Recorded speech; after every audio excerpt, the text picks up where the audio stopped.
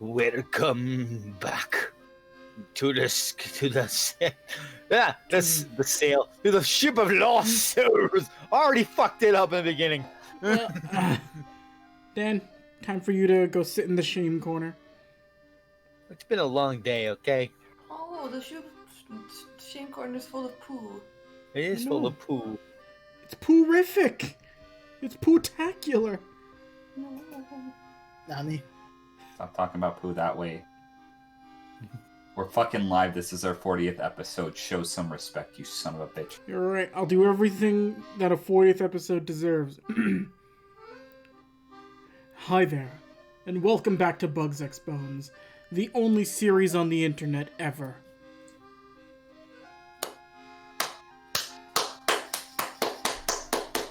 Beautiful.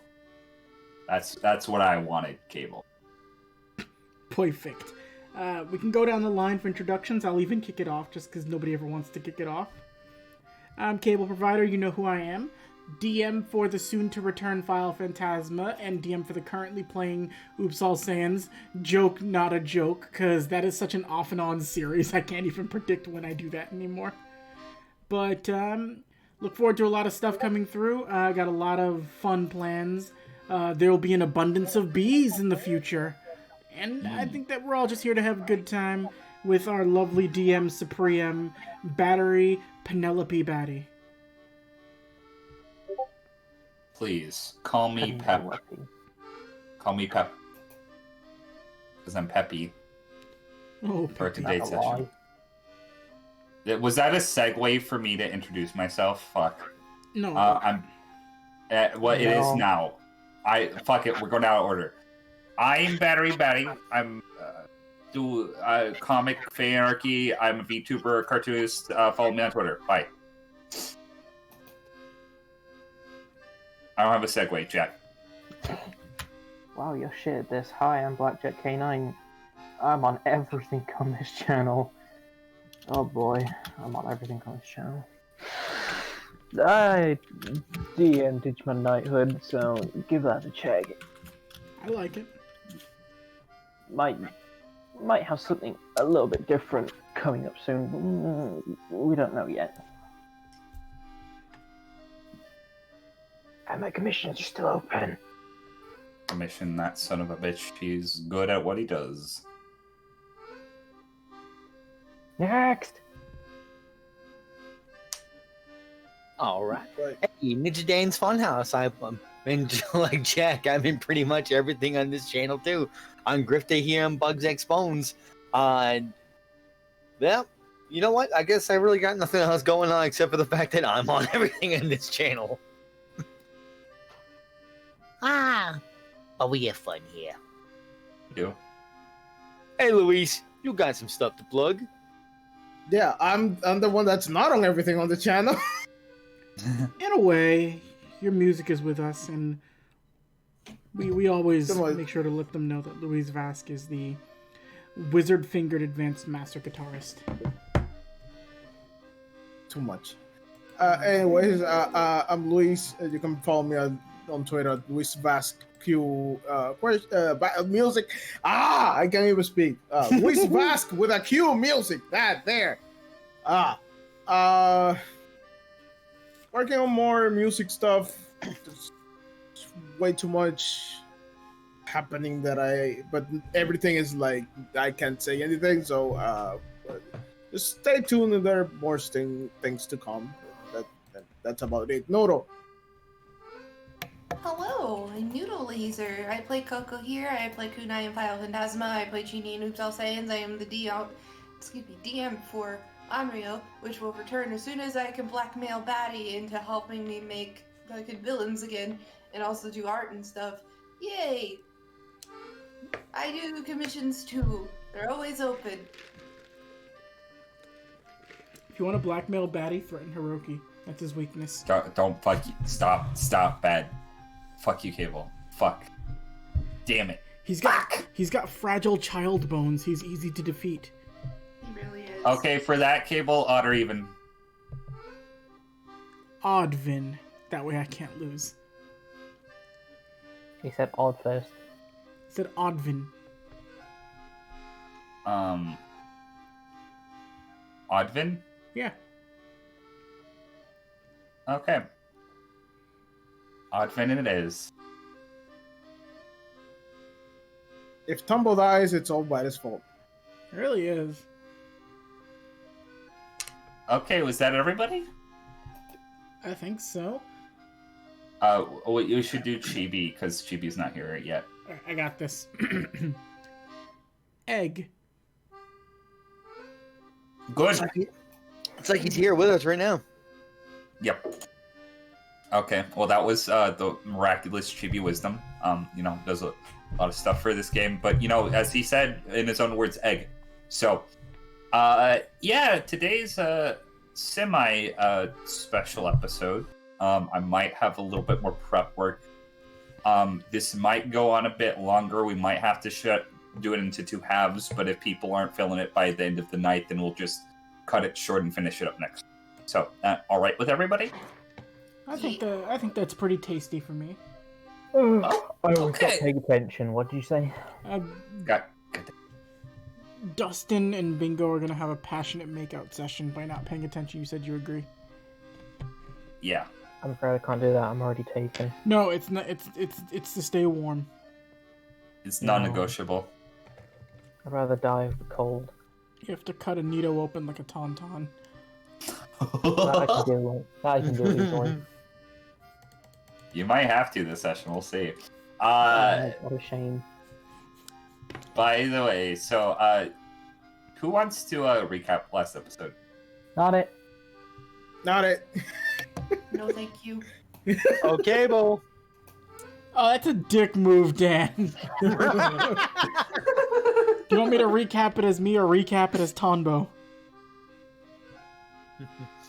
Your call, Batty. Prize me. Okay. I'll recap it as Cable, because I recap everything as Tonbo. When last we left off in Bug's Bones, Seox had escaped the treachery of Monkey Lagoon, only to be attacked by an innocuous glowing orb in the woods. After the party had been separated and Seox dealt with Orb, Grifter dealt with what seemed to be Ash Yeti. Coco dealt with Apex Predator and subsequently tamed it by throwing up slugs into its mouth. And Dustin dealt with the worst foe of all, techno music. It was pretty good recap. Pretty damn accurate. Oh, you forgot about the yellow suited goons. Oh yeah, I was still going. I was just taking a breath. Christopher had to avoid banana men inside of the woods who were chasing down trees to hunt him. They just subsequently leap out and grab him by the face and throw him into a briefcase. Except it wasn't him, it was some innocuous goon. But while Christopher is hunting Darrow in the woods, everything else is correlating around Tonbo meeting a funny, friendly koala that sounds like Kanzai. It flies through the sky and gives him information on friends. Tonbo makes his way towards the big tree with Diego and, of course, Dumpling. Something else might be there, but nobody cares. But as we move forward through the woods and we connect with all the party, how will we deal? Will we survive? Probably not. Okay. Well, as everybody is waking up, I am not even going to make anybody roll any initiative checks to, keep an eye on things in their sleep, because I made all those rolls already. Everybody roll me a casual initiative to see who we start with as you wake up. That are you, Melon Orb? I am a melon orb. Oh wait, that was Pyro, not Tonbo. 1 second.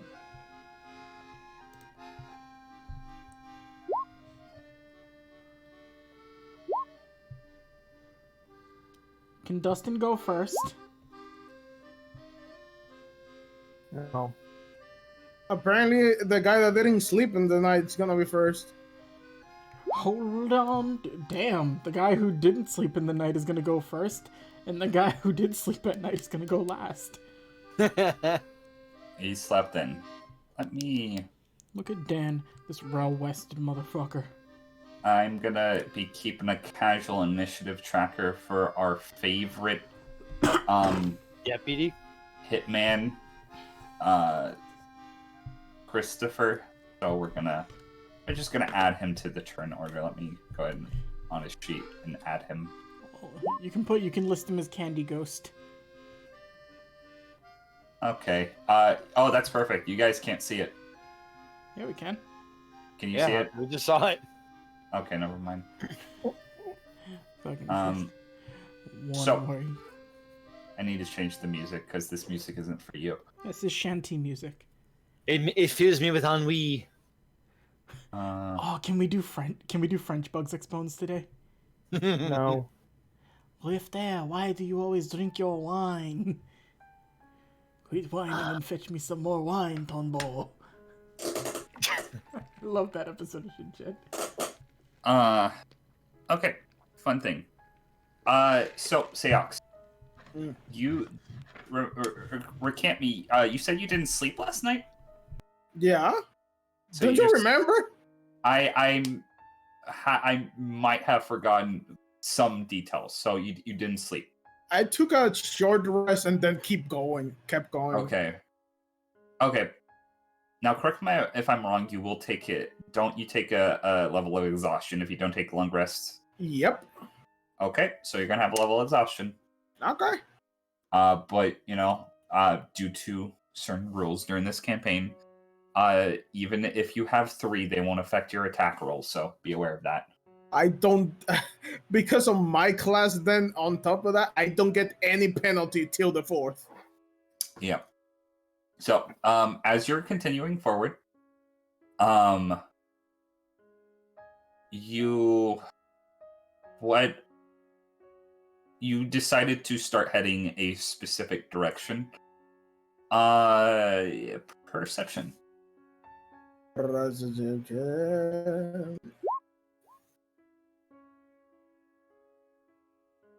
Okay. 16. And let me. So, first thing you notice, you wake up. You don't wake up. You're already awake. God damn it.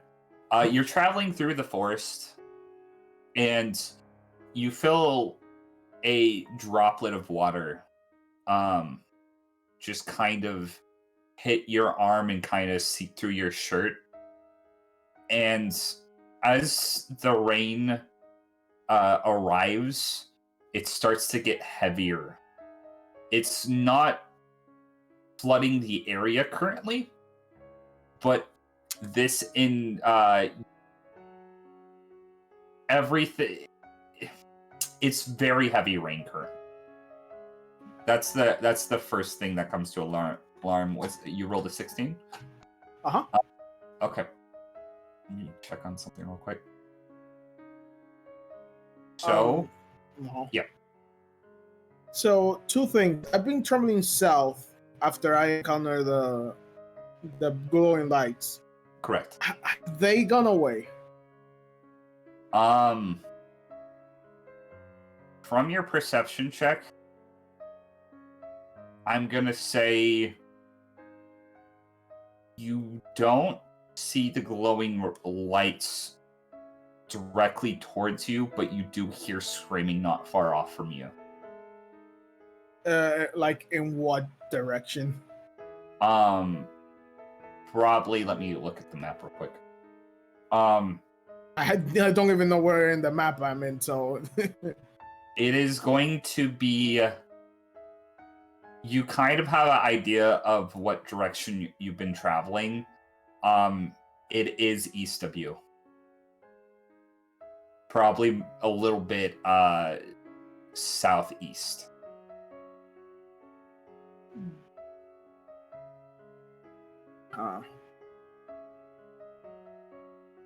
Any like is anything like recognizable or it's just a random scream?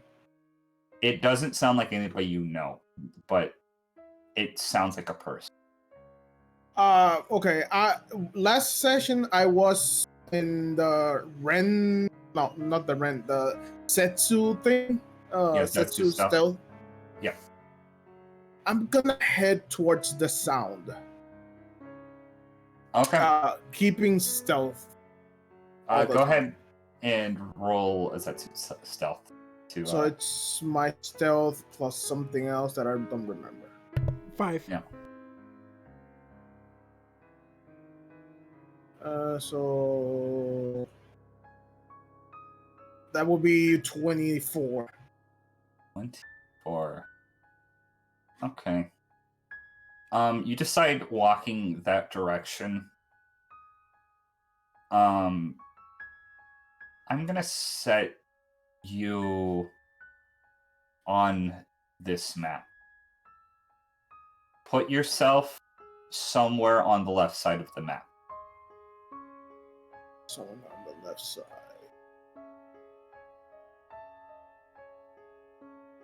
Okay.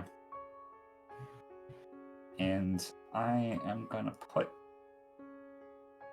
So you start traveling for a couple minutes towards the sound of where you heard the screaming, and go ahead and roll me a perception to see what you... Not 20. Not 20. You're gonna see everything then. Okay. Have his thing on the document? No, I'm gonna have to pull up this token from somewhere else. Quick. Hold on. Charlie. Actually.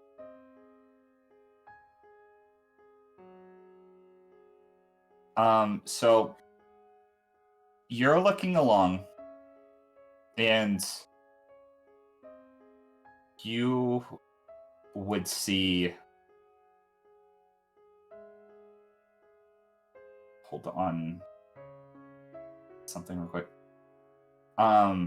You basically see the figure that Christopher saw before. Somebody actually kind of roughly your height, wearing a red cloak and a face mask. They're walking through the forest, and that green flash of light, it slows down, and you notice this green orb is just slowly spinning around them. This is their new art. You can't see that because the wrong layer. Here we go. And I am going to shrink them down here. Somewhere else, you see another figure hiding behind a tree. Looks like some sort of not faceless, some sort of individual that you've never seen before. I'm gonna mark their location in a second. They're gonna be hiding behind this tree. And this figure, just like recklessly, is just walking out in the open. I know you're somewhere.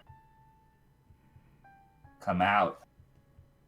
You hear the masked figure say. This individual right here is probably is Mel. Probably you can't tell if he's in his late 20s or early 30s, but somewhere in there. Kind of disheveled, dirty blonde hair, kind of a goatee going on. You notice that there would be a wound on his leg. His leg is bleeding very heavily.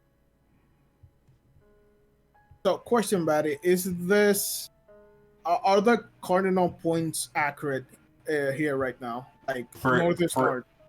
For you, yes. I can't say the same for anybody else who's on any other map at any given point. Yeah, but yeah. I imagine. You specifically, yes.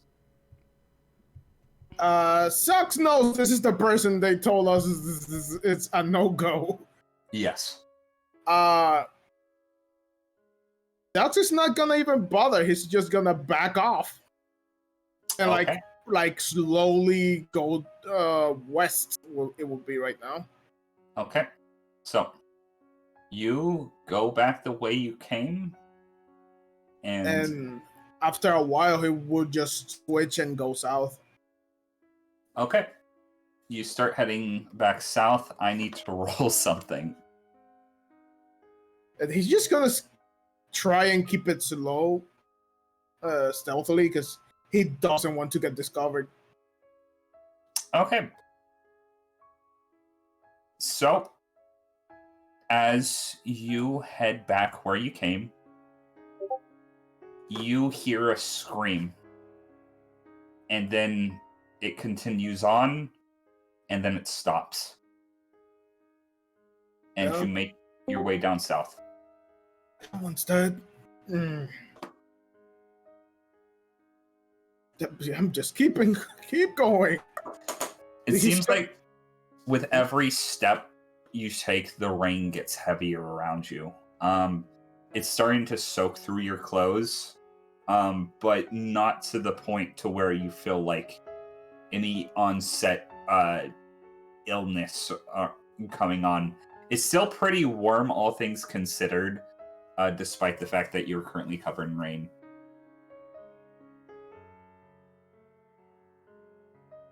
Selks is gonna try to continue going and then turn east, like, I'd say after an hour of walking. Okay. So you walk for about an hour.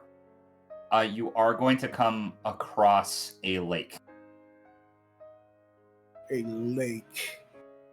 And this one doesn't roll a history check. Where's my sheet? History. 18. Wow. This one looks a lot smaller than the lake you ended up in before. It's surrounded by forest.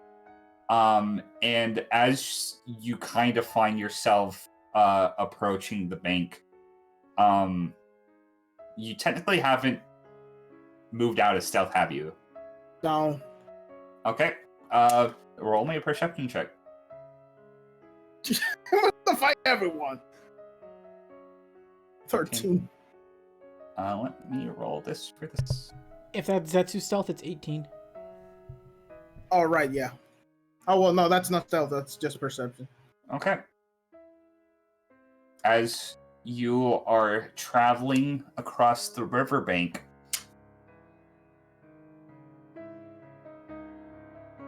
you would not encounter an individual, and they are not going to see you either. And you are going to walk past each other. Individual. Yeah, you did not see them, and they did not see you.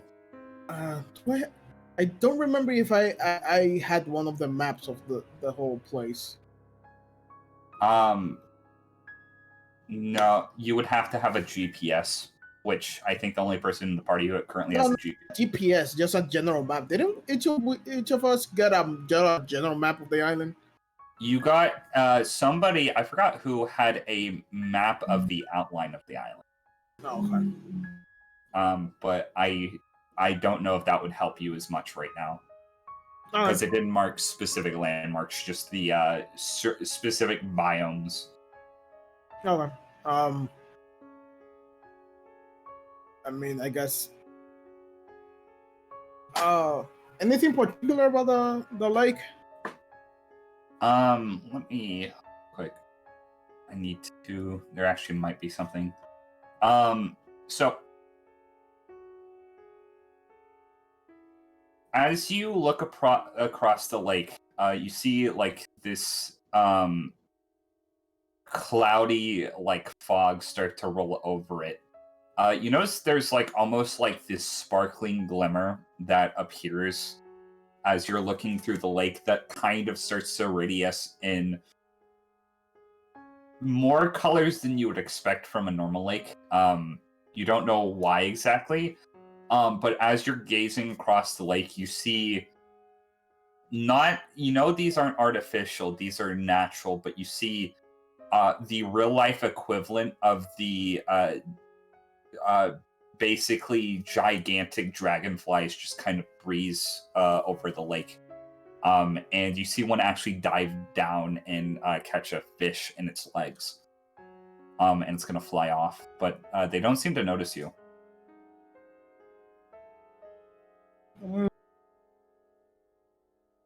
And is there anything he can see, like looking around, like in this area, like any big landmarks that can be seen from here? Or is the fog or the rain too much to see like long distances? So the fog is weird. It almost looks like it's completely centered around the lake. And you notice that the heavy rain that's covering the forest does not like apply to the lake itself. It's almost like there's a sheet of rain surrounding this tiny lakeside. But other than the lake itself, if you're to find any landmarks, you're gonna have to probably climb a tree. I'm gonna find a tree then. Okay. There are plenty around. Roll me an athletics check with disadvantage. Athletic. Can I acrobatics my way up? You could do that instead, but it's still gonna be with disadvantage. No, I prefer that. That's a 13. 13? 13 is going to be enough. You nearly slip on one of the branches, but you kind of like make your way up to a tree. You may now roll a perception check. You actually kind of end up finding the tallest tree in the area, which kind of overlooks a lot of the land, which is convenient. 11. 11. The only mainly obvious ones you see, you would see the rock mountain, you would see the big tree that's right here, and you would see the snow mountain. But other than that, you can't really make out any other landmarks because you can't really see over the rest of the forest.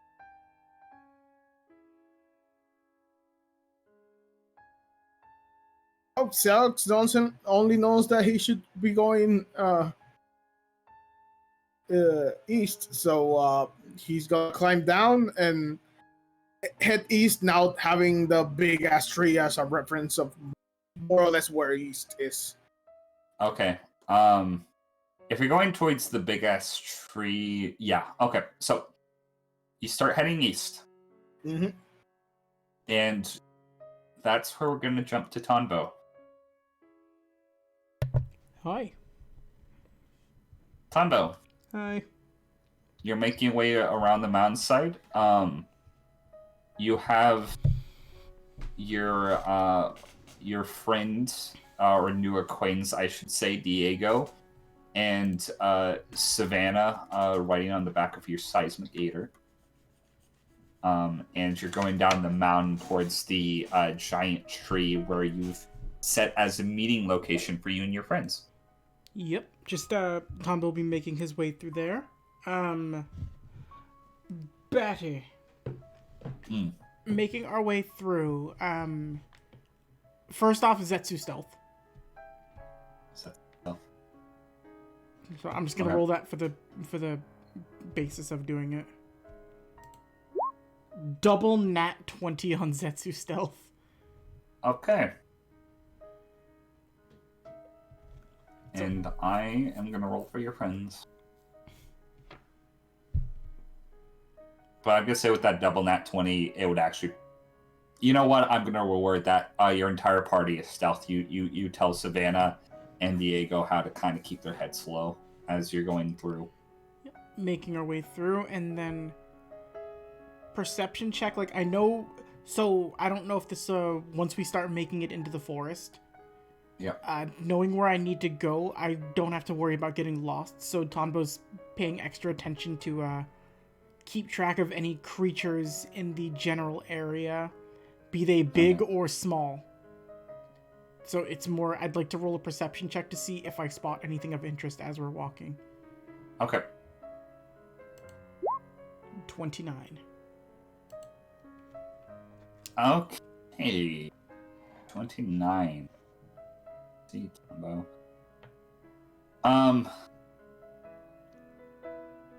Yeah, okay. So, you're making your way through the mountains. You are looking about and you kind of keep your eyes on the natural landscape around you. Mm-hmm. One thing as an entomologist that is instantly going to come to your mind, you didn't get to see these things when they were alive, but you definitely said seeing dead bodies of these creatures. But you actually see a couple of living gigantic albino tarantulas. They're just kind of like combing over the landscape in the distance. And they're kind of like, they look like they're dragging in something from the forest, actually, that they found some carcass of some sort. Aw, they're hungry. You notice, as far as like smaller things are concerned, you notice that there's actually a fair amount of plant life in this area. Most of the mountain has been just like kind of a giant rock face, but you actually see like more fertile dirt in this area, and there's actually a bunch of brushland like around this side of the mountain. And in it you see like stuff like small like kind of just common beetles, some probably how do I describe this, kind of like millipede type creatures. They're a little bit different. They look like they have slightly longer appendages, and they're a little bigger than normal, but other than that, they don't like seem much different. Okay. So, keeping track of anything that like looks like it could be helpful or useful. The bugs I'm pretty much set on. Okay. The giant tarantulas, however. Also, would I be like right here on the edge line of the forest? You are coming down around the bend, so you're probably, to give you a vague. Well, actually, you have a fucking. Yeah. Yeah. So you would be here now. Okay. For all intensive purposes, your party is marked by your token. Okay.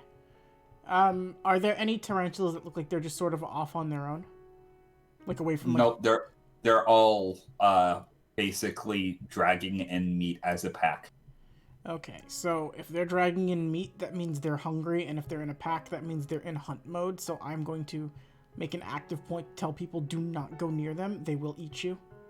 Like, I'll tell Diego, and I'll direct Dumpling to stay away from them.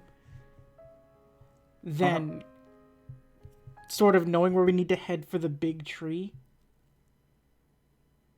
Alright, everybody, just keep yourselves quiet, stay calm.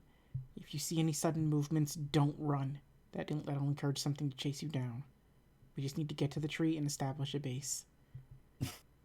You're the boss here. Diego's gonna wink at you. Oh, that's fun. Tunbo, what was that perception check of you at yours at 29? Yes.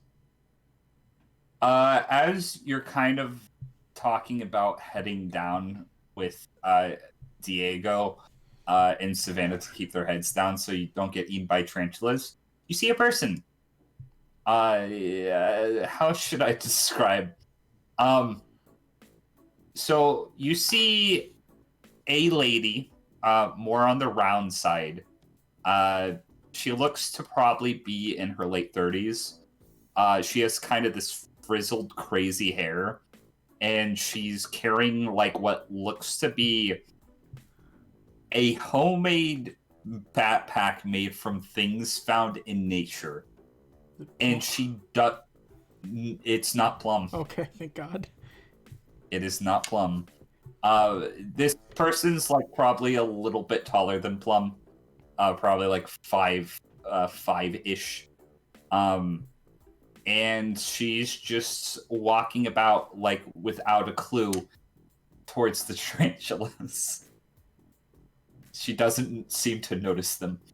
Do I sense any hostility coming from her? No. With that 29, what's the expression on her face look like? She looks like somebody that is very much so getting used to whatever being on this island entails. This looks like almost like a tourist, but dressed as Bear Grylls. Hold on. Well, my personal dice roll has determined it. Tondo's very focused on what he wants to do, Betty. Mm. And making it to the big tree is of the utmost importance. Yes. Yet he's compelled at the same time because this person is about to die if they keep going towards the tarantulas. Yes. And he's kind of not in the mood to watch somebody else die right now, so... Is there any way to get her attention? You can think of a way to get her attention. I can tell you if you can do it. Is there like a small pebble? Not one that it will cause damage, but one that I can just like toss at her? Oh, yeah, definitely. Alright, I throw a small pebble like, psst, hey, you! For flavor, roll me attack roll. What would you want this to be? Athletics or dexterity of your choice. 13. Yeah, it's gonna hit this character. It's gonna bonk off her head, and she's gonna, like, instantly fall down. And, like, just starfishes on the ground. You ever seen cartoons when somebody, like, drags their hand across their face, but their face, like, stretches with it? Like, extra long? Yeah. Yeah, just that as Tombo walks over and helps her up. Oh, hello there! Sorry about that, but you were... And I point to the tarantulas.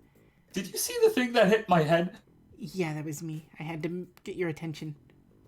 Oh, well, that's very rude of you. I'm sorry, but I'm helping you up anyway. It was... Oh, thank you. if you see those over there, if you'd have kept going the way you were going, they were gonna eat you. Oh, that would have been bad for me, I think. Those things are, like, those things are, like, vicious, right? Like giant spiders. They're pretty... Well, I don't think vicious is the right word. They're like any other creature. They're hungry. But, you know... And I just, like, let Courtney walk onto my shoulder.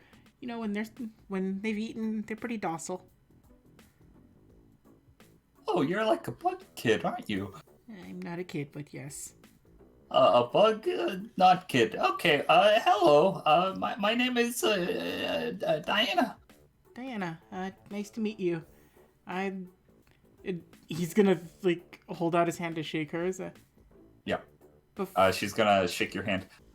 Kind of before- enthusiastically. Before anything, I have to ask, why are you on the island? Oh, yeah. Ooh, funny story. So, you know, I'm a advertising agent straight out of York New City. We're actually traveling down here for some business, and then our helicopter just got sucked up by the wind, and I've been living here for a couple months now. I met a nice group of people, though. They helped me out, but of other survivors. But you know, I just thought I'd see go my own way and try to find myself off the island. They warned me not to go, but you know, yeah, I have like a job to get back to, and yeah. You're stuck on the island? Oh yeah, a lot of us are. There's a community of people, but they've given up and trying to get off. Kind of, impossible, but not me. Tombo's gonna think for a second.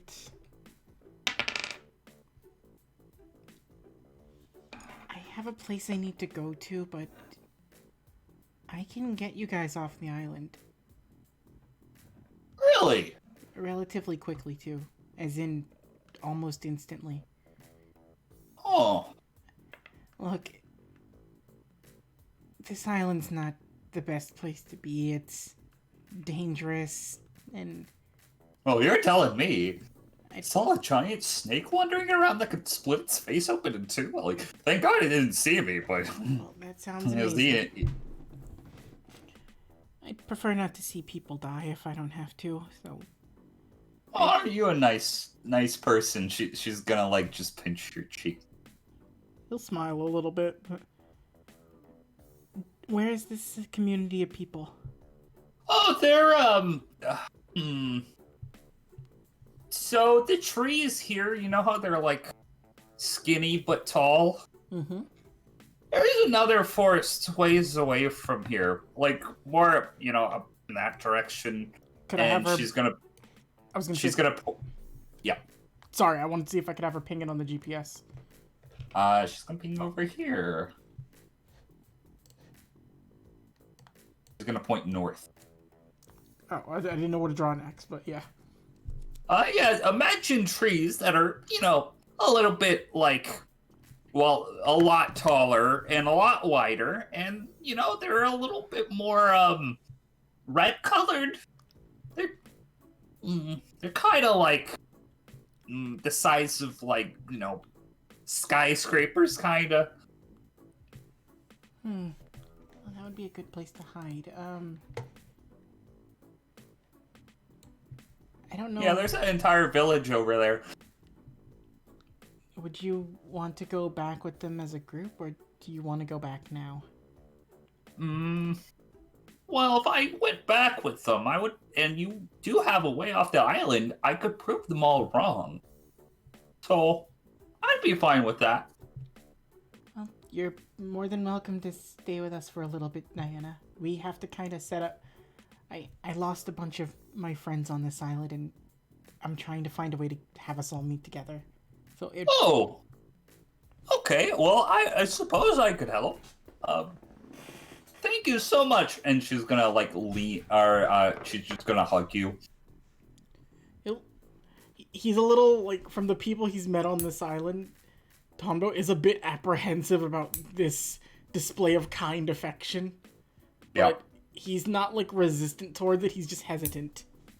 Okay. And I have to ask, have you seen any items like these? And I just sort of gestured as, like, not the ring that'll send her back to the island, but just, like, another, like artifact that I have on me, like the shoulder pad. Or the knee pad, I forget which one it is. I think it's a shoulder pad. I know those things. I think we actually have a lot of them back at the village. Really? Yeah. Yeah, it's like, oh, I should tell you about the village. It's like I don't know if you're gonna be able to miss it or not, but it's like, so, I said there's, like, the big trees, right? Mm-hmm. Well, one fell over probably, like, hundreds of years ago, and this inside has been completely hollowed out. It's actually pretty nice, all things considered. Huh. Do you think... But there's no coffee machine, so... There's actually a smile on Tombo's face. Oh no, but how will we ever go on? I don't suppose that maybe in exchange for going back to the mainland, you guys would maybe trade those artifacts? Well, you're gonna have to ask the village elders about that one, my friend. I don't control that. Regardless, even if something else has to be done for them, I am still going to send you all back. I'm not bartering. I'm not trying to, like, barter your freedom for that. Oh, that's very nice of you. Yeah, no, I would rather you guys not get hurt or be stuck.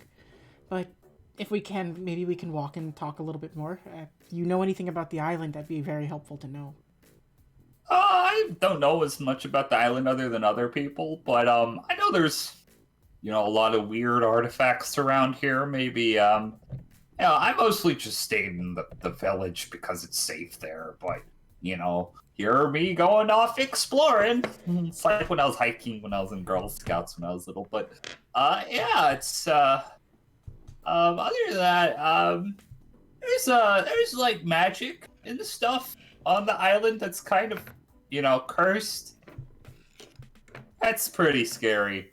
Also, I think there's been more people like you guys traveling about. A lot of you peculiar type. Why are you here? Actually, I don't mean to pry, but... Well, there are a lot of different reasons, but I guess the best way to boil it down is it's to help out a friend. A lot of, some of these things are pretty dangerous, and if we can do everything the way that we're supposed to on this island, a really good friend of mine won't have to suffer anymore.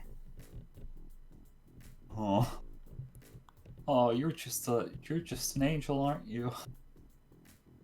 He's gonna look down a little bit, because that's not how he's been feeling lately. Oh yeah, well, I'll throw in a good word for you. Don't even worry. There's a thing I should probably mention. So, have you ever been one place and you're somewhere else? Kind of. Looking towards. There's a lot of Diego. things that happen to people. Sometimes. On this island specifically. There's a lot of things that make you wind up one place, you're just living it up, and then the next you're like, you know, surrounded by desert. It hasn't happened to me, but I've heard a lot of other people happen. You know, on an island like that, that's going to be very dangerous. Well, I was here, and then I ended up here, like pointed to different points in the GPS. Oh, well, yeah, just be aware of that. Yeah, Apparently it's more frequent than you think stuff like that happens. Well, we're safer in numbers than if we are separate. If you can just help us get back to the, well, first, I don't mean to make you wait a little bit, but I really do need to, like, hold up at the big tree in the forest for a little bit. Don't even worry about it, kid. I'm sorry. Not kid. It's Grown up. Tonbo. Tonbo. I can yeah. Can we go around though? I kind of don't want to. You know what? We have to help your friends first. Well, I'll go back through that nasty old swamp. Oh, it should be easier. And I point to the seismic gator. Dumpling can mostly just give us a ride across, even if we have to make trips. Okay. You know, be fine with that. Oh, where are my manners? Diego is gonna hop off the seismic gator. Your seat, my lady? And she's just gonna kind of blush and, like, wave her head. Oh, real gentleman. And she's gonna hop on the front of the gator. Oh, is there anything I should be worried about by riding one of these things? Only if you have a problem being around, and Tombo just, like, rubs under Dumpling's chin. Only if you have a problem being around large, adorable animals. Oh, it is kind of cute now that you mention it. It has the big old gator eyes, and the sharp gator teeth, and the powerful... You know what, I'm just gonna focus on the eyes. Let's go. Just start making our way through... actually, if you can give me just 1 second before we go. Because I didn't get a chance to do this, and I'll forget if I don't do it right now, Batty. Yeah. Can I do water divination on the shoulder pad so I can see what the hell it does? Yes.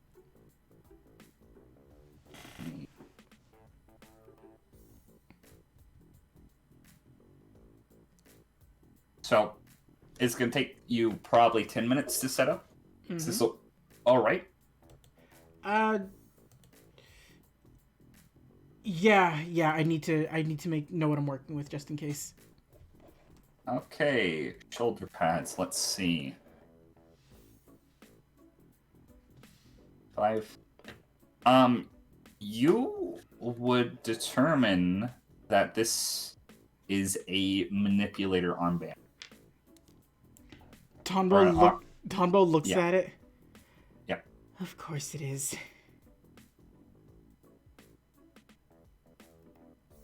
Well, hey, Diego? Yes. You got a bun I can borrow so I can see what this thing does? Sure. Who's been very You know what? I'm going to summon Serial Killer Bun. He's very rude.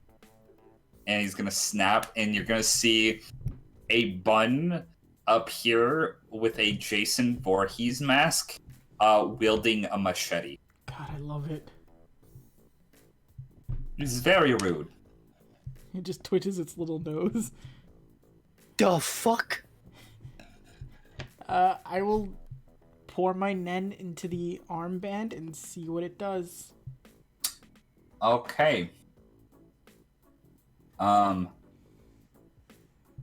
Also, this is super nitpicky, Batty. Can I make one little check for something? Yes. This is a perception check while I'm doing this when Diego makes a bun as well. Is Diana at all phased by the fact that Diego can just pull a bun out of nowhere? Or if this is insight. Rather, I'm trying to gauge if she knows what Nana is, so that way I know if I can say Insight. it or not. Roll insight. 21? She doesn't see it. Okay. Well, that was just something I needed to know. Oh well, I guess she... Well, maybe I can find a way to ask her later. Anyway, armband go. So, this bun is actually kind of weird. It takes off its mask and you see it like part of its like face is like seared off and you can actually see the bunny skull underneath. The fuck is this thing? It starts to like grow and like look like it's gonna like fucking devour you. I want you to make me a wisdom saving throw. Did you make Friday the 13th Part 7, Bun? 21. 21. You notice that while you are intimidated by this bunny, you feel like you should be more scared of it than you are, and then the armband activates, and you're like, this is just a stupid little bunny. And you feel a little bit more self-assured that you see this bun for what it is, just a pathetic little bun that's sitting on its two legs with a fucked up face. Wait, is this for the armband or the shoulder pad? This... Fuck, it's the... You said the shoulder pad, right? Yeah, it was the shoulder pad. Because Dustin Okay. has the armband that we found. That is right. Fuck. God damn it. I read the wrong thing. So, Negate everything I just said. Unfortunately, you may have just revealed how the armband worked. You know what? That's alright. You needed to find out eventually. That's not all it does. So you're lucky. Okay. Okay, let me see what the shoulder pad does. God damn it. Sorry to take time away from this, y'all. I need to know what I'm working with. You know what? Fair enough. We need some stuff to go down before everything gets silly. Or before everything gets serious. Okay. The button looks like it's about to hack at your face. You activate the armband. Roll your nin stat. Real quick.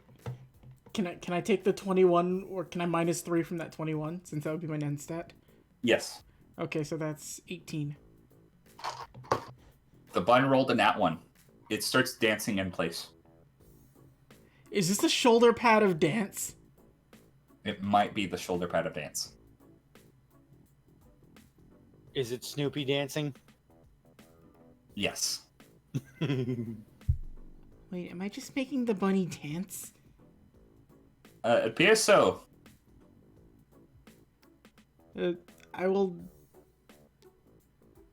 You know what? I'm just gonna leave it dancing for a little bit and just look at it. It's gonna dancing, and then the dancing eventually is gonna stop. And then it's just gonna like look at its little bunny paws, like confused. Then I'll just am I gonna actually have to take the nat 1 for this athletics? I was gonna throw a stone at it just to make it disappear. Because these... To make the bunny... Yeah, just like, it has like disappear. 1 HP, so just ping it with a rock. I don't know if you'll give me the 24. You know what? I'll give you the 24. It's distracted. Just throw a rock at it just so it disappears. You throw a rock at it, it goes poof. Huh. Well, maybe this'll come in useful for something. Does seem very useful. Well, I don't know how useful dancing is going to be, but you know what? It's the thought that counts. If I can keep other people from doing other things, maybe it'll... You know, maybe it can be useful for something. And it doesn't have to be bad. But, we'll see. Well, guess we should continue forward.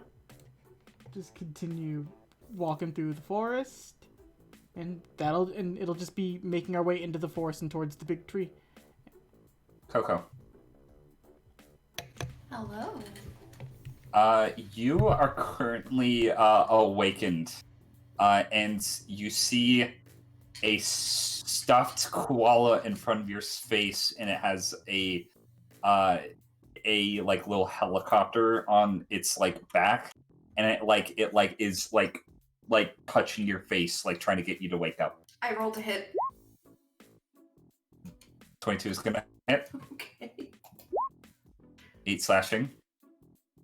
Okay, it's still up, but you basically slash one of its arms up, and you're gonna hear like, "Hey, that wasn't cool. Not now. This is important." You hear Kansai's voice coming from it.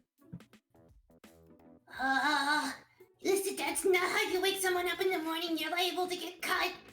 Yeah, no, I'm sorry. It's me, Kansai. Don't kill this thing. This is important. Nah. Where's my snake? Your snake. It's like it was sleeping like you're kind of like coiled like, and it's like it's like coiled around, and you're like sleeping on top of it with Victoria. Oh, there it is. I forgot how fucking massive it is. Wait. So, yeah, Coco, don't kill this thing. This koala could save all your lives. Prove it. I ain't gonna prove it right now. First of all, I'm talking to you, and secondly, important bit of information. Talk to Tonbo, and you need to make your way to that giant tree. And he's gonna point off into the distance, and you're gonna see like you're still like on the forest floor right now. You see like a speck of like dark green, like kind of peek over everything. All right. I'm not doing this to be catty, but I'm going to insight because Coco doesn't know if this is actually Kansai or if this is just some kind of crazy other nin user who is trying to manipulate her. You know what? Insight. 17. From as far as you can tell, this ploy would be too stupid for anybody that meant any ill will to try to do. While it could be a potential good deceptive strategy, they would need to be a very crazy person to think of this. This is probably actually Kansai. I'll buy it for now, weird koala man. Thank God. Do you want any information about what's happening, below the island, or are you good? Depends. What's going on? Well, TL's missing. What's happened? The island that you guys killed Terrence on, that's kind of glowing now. Like every night, and there's weird. It's hard to describe. It's just shit show. No proof we did it. I found scraps, and we're currently looking for TL, and I think that's about it. No, there is one more thing. Okay. Got a question. Yes. How did you find me? Oh, we've been flying around for hours, and we saw a speck of ginger hair in the forest and flew down. I call bullshit on that, but okay. It literally has come down to that. It's a very painful process. We've been literally up for hours trying to find you. God damn it. Oh, I forgot. Almost forgot. God damn it. I found out who hired you to take Indaro alive. Hired me? What? Don't you remember that? Did the rest of the party not tell you about that? What? There's somebody that hired, or not hired you guys, but set out on a bounty to take Indaro alive. Okay. It's a shame and they're not going to be able to collect that bounty, though. It is a shame, but it's apparently some sort of surveillance agency operating out of York New. Well, that's not our problem, is it? I just thought you guys should know. Like, you were curious about it, or at least Dustin was. Curious in the slightest, Kansai. Okay, then I'll just tell Dustin when I find him. I don't think he'll care either. He was wondering last time I talked to him. Just keep your head down and head to the tree. Tombo's should meet there. I'm gonna give the same news to everybody else. Okay. Okay, the koala is just gonna like walk over to where you like sliced off his arm and just pick it up. Bye. It's just gonna fly off. Alright, I wish to investigate the hunger status of my snake. Okay, nature. Nature check. Natural 1! You can't tell at all. You're not familiar with snake anatomy as much as other things you might have studied, but if you find Tombo, he could give you a concise answer. It's currently coating Victoria in teriyaki sauce, but it's probably not hungry. At least I know one thing, it probably needs sunlight. Let's go ahead to the treetops. Okay, you're gonna try to command this snake to assist you to go up to the treetops. Yes. Animal handling. Okay. 14. Not bad. 14. Let's. Okay. It apparently knows its master now. You are able to pat it on the head and kind of like, after a little bit of like kind of pseudo training, are able to kind of get it to coil up the tree, and you're kind of standing on snout. Victoria, who's still sleeping, just kind of plops to the ground, but she's all right. And you reach the top of the treetops. Alright, I'm going to basically command it to start heading over towards the big tree once it's got about 20 minutes of sunlight. Okay. So I can Roll. get some sun in, get some nice warm. While you're here, roll a perception check. Alright, time for perception. 19, not bad. 19. Okay. So you kind of actually get a little bit more height than usual from one of these trees. So you're kind of a little bit with the snake. You're kind of standing on the snake's head, and it's kind of like basking in the light. And you of course see this tree. That's actually not that far, maybe like 1 or 2 miles away from you at the current point. But you also see. Yeah, you would also see over here, you would get a glimpse of like this blinding light that you can only assume to be a desert off in the distance. And you would see kind of storm clouds rolling all over the kind of rainforest and this region over here, which you can't really make out what it is, but you can see land that's clearly flat and different than the forest. And you would actually notice nature check very low DC. Okay, 16. There's a motherfucking tornado over here. Oh, that's pleasant. We're going to avoid that like the plague. I haven't come up with a name for you yet, but you're a giant snake, so I'm gonna call you Bassy, like a basilisk. Also, I don't know how hungry you are, but I imagine with your very enormous size, you'll probably need to eat soon, so let's get on it. At this point, Victoria will wake up, and you just see her kind of like sprawled out on the ground, and her eyes just like open up. Oh, hello there, Coco. Oh, hello, Victoria.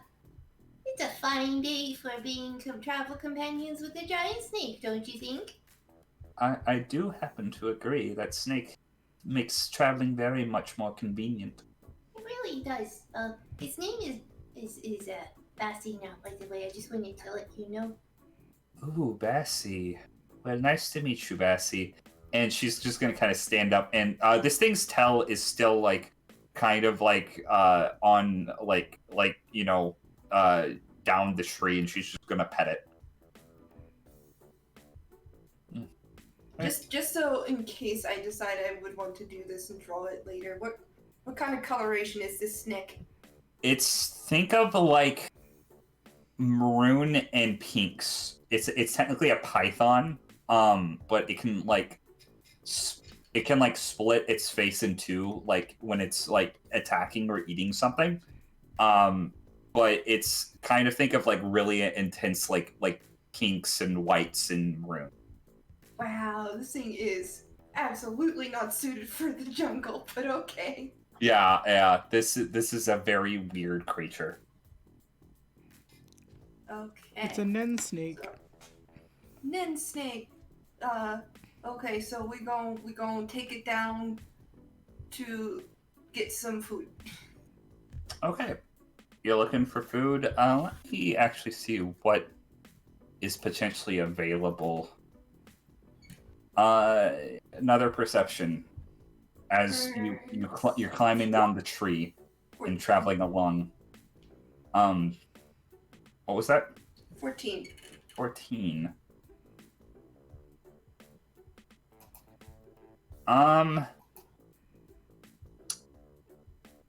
So you see a very large tree frog, kind of similar to mulberry, but it's blue, and it's probably the size of like I don't even know how to describe this, like a bed or like a really big beanbag chair, and it's just hopping along, and it looks like the same species as mulberry, but it's a lot bigger here. Since I'm not going to order it to do what it does naturally, I'd like to insight the snake to see if it wishes to eat said creature, because it would know best which is poisonous and which isn't. Insight. 4. You don't know, but it's already going over to the frog. Okay, I will allow it to consume whatever it desires. Chomp.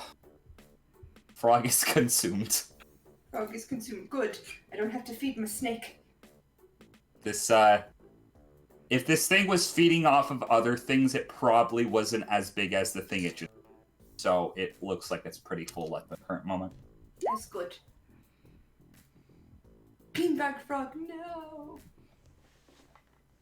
Well, that should keep you content, I think, for maybe like a week or two. Miss Frog Apocalypse. Alright, onward to Big Tree, Snake, we go. Okay. You're traveling through the swamp, and eventually you kind of make your way out of the swamp. This goes on over the course of like maybe like an hour or two. And you're just kind of riding on its back with Victoria. One thing you notice, everything in this forest is keeping the fuck away from you because you're riding on the back of a giant snake. And eventually you make your way to the big tree where you will see somebody sitting on a rock in front of it, and I'm going to show you their art. You guys, I think, have seen this character before. But let's pull it back up just as a refresher. Sitting on a giant frog. I need to describe the tree better too. This tree is like the radius of the giant tree that's in the middle of the forest, like spans like miles. It is basically a giant wall of wood, and in front of it, sitting on a giant rock, you see this lady. Wearing somewhat hippie attire. She's got the messy hair. She looks kind of...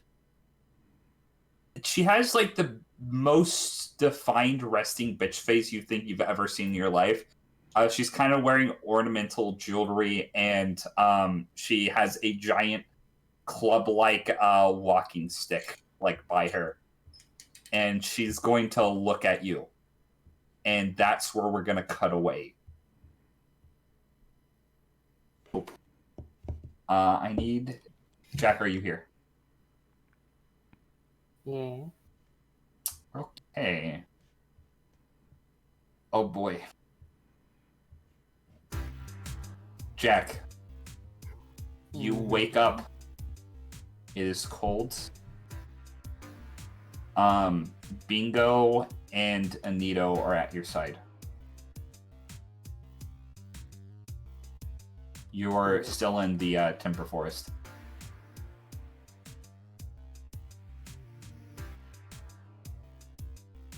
Actually, Anito would still be sleeping. Bingo is kind of tending to the fire at this point.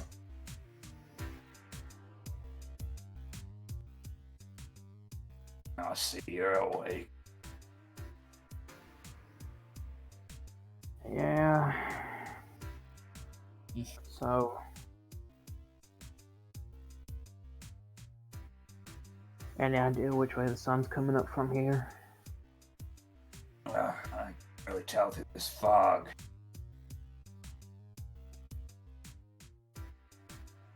I get to say one thing, though. It feels like a storm's coming. Oh, good. Dustin, as he says that, you notice, not like severely, but you notice like little flakes of snow kind of start to fall down from the sky.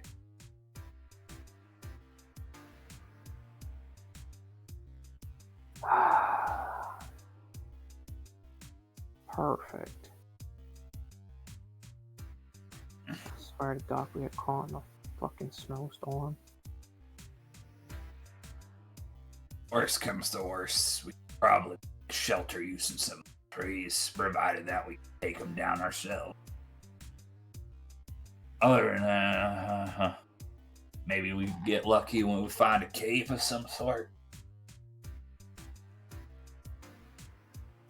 Oh, let's hope so. Are we still continuing the direction that fella told us to?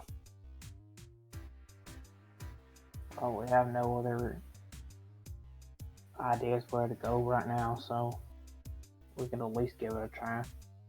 Fair enough. I'll wake up the freeloader. He's just gonna like walk over to Anito, who's just huddled up in like a sleeping bag. He's just gonna kick him awake. Ugh. Dustin. Mm-hmm. Fun times ahead. Let me roll for something.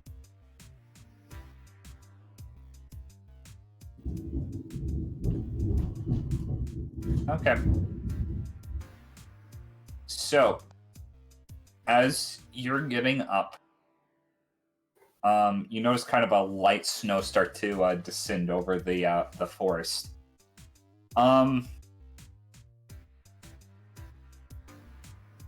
Is there anything you're doing to get ready currently?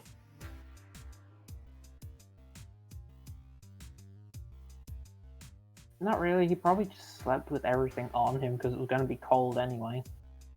Okay. So if he's wearing armor or anything, he's just wearing warm clothes. Makes sense. Bingo kind of stomps out the fire, and kind of actually collects some like firewood in addition to that. Mm-hmm. Are you just are you just heading out? Yep. Okay. As you guys are traveling along, Bingo's gonna actually will walk kind of up beside you. Anito is dragging behind a little bit. I hope you don't mind me asking. What's your real reason for being on this island? Money. Same as us. I guess this is as noble as any profession as any. Well, money's not reason. There's another reason too. I was friend in trouble. And, what was that? Now speak up. One of the others, the purple-haired one, he's got some troubles that we've been roped into on here. Oh. I assume has to do with that feller. What was his name? Rich guy. Neela. Yep, that's the one. And that guy's an asshole. Yeah.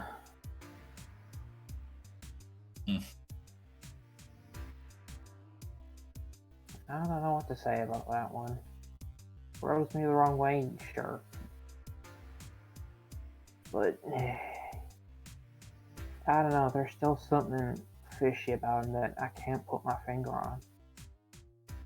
There's something else. I swear there's something else there, but I don't know. Maybe I'm just looking too far into things. Have you met the guy in person?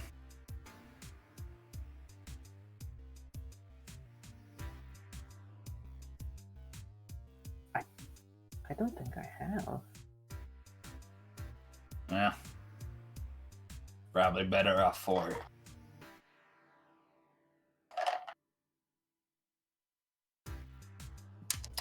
Roll a history check, Dustin. Super disadvantage. Oh. 8. 8. Something like kinda you try to get like a mental image of Neelam, but all you can kind of guess is either what you've seen in like photographs or like what like Grifter has told you. It's like it seems like something should be there, but it's not. That, and I don't think I've ever actually been in a room with him or have seen him in person. Because that time he was at the house, I wasn't there. You weren't there. Okay. Well, same needs to be said. But yeah, you're traveling along the forest. You actually notice a couple of hairs, like white hairs, not like the stuff that Diego summons, but like these are wild hares. These aren't like domesticated bunny rabbits. These are snow hares, and they're kind of just like running along, and they just kind of run past you like really fast, and then you see a fox just start to like Arctic fox just start to take after them. Nature. Not careful, that'll be us in a little bit. Oh, better be careful then. Anito's just kind of sniffling at this point. You're making your way along for, I'd say probably about a mile. And, you would... The snow, it's gonna get a little bit heavier, not too much. It's, like, not unbearable at this point. But you do hear somebody familiar shouting from behind you. Hey! Don't shoot! Don't give me a reason to. And as you're making your way, you would see Mushi again. I'm holding on to all my belongings. Oh, hey. So, yeah, I came back. Why? Oh, no reason. I just thought I'd travel with you guys. He's, like, scratching the back of his head. Why? You know, yeah, I just got kind of scared. I saw a bear or something. And there's a storm brewing. There is a storm brewing. Yeah, it was the storm and the bear. Uh-huh. Mm-hmm. Well, if you don't half-inch any of our stuff, you can keep following.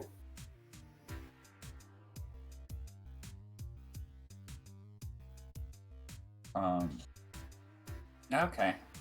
Well, sounds. And he's just gonna kind of like hold on to the straps of his backpack and just like run up to you guys. He's like keeping like a moderate distance away from you. You don't know why, but he's just continuing to work with you guys.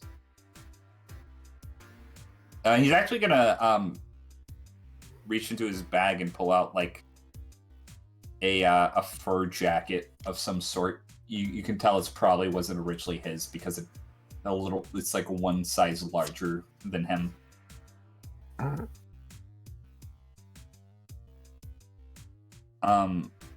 Can we take a short little break? I need to make a phone call. Have fun. Okay. Quite the exciting adventures. Oh, what adventure and merriment we're having today on Bugs and Pals. But remember, So does Sax have an like I forgot the name of the thing that tracks other things? Okay, I'm back. The tracker? Turn over? No, the magnetic thing. oh, are you like Compass. Huh?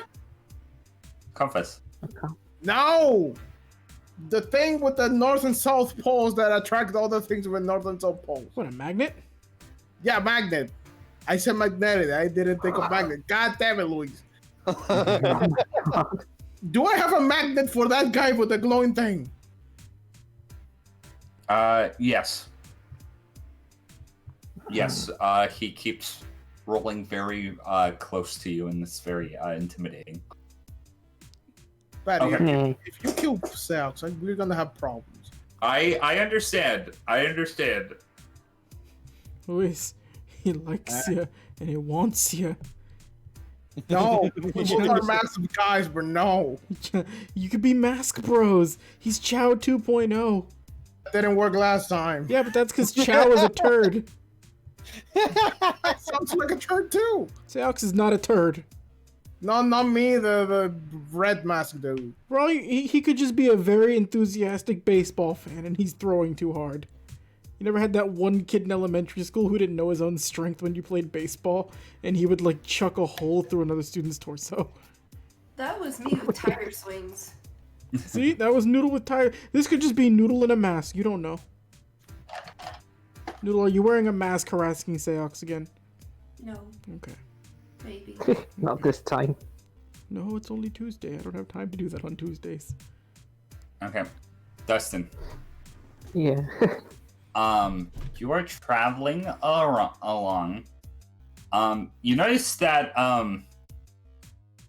this man is just constantly looking, behind his back as if there's something following you guys. What did you do? If I tell you, promise you won't shoot me. We'll see. So I got caught by that group of people I stole from earlier.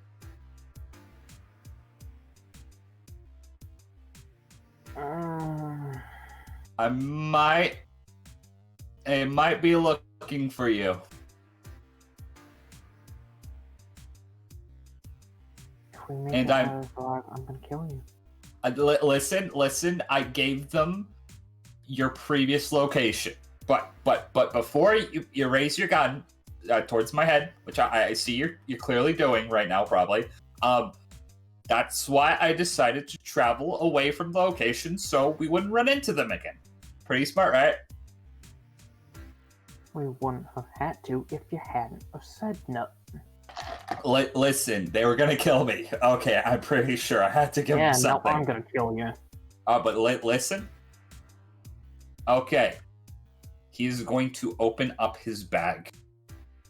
Other than a couple of knickknacks, it's going to be completely empty. None of what you saw from before is there. You let me live, I'll give you my treasure. How about that? Fair trade?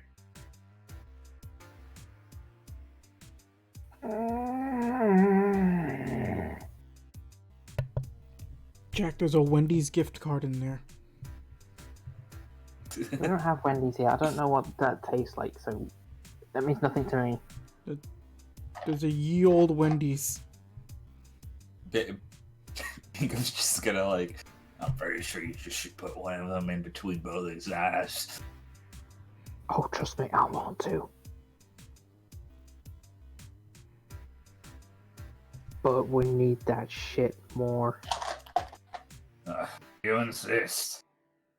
Is it your problem? No, I just want the money after this. Fair enough.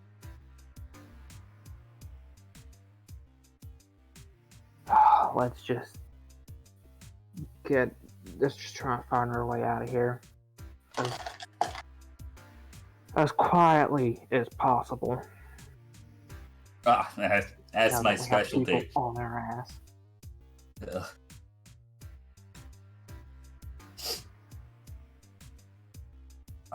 So yeah, you're continuing, and similar to before, you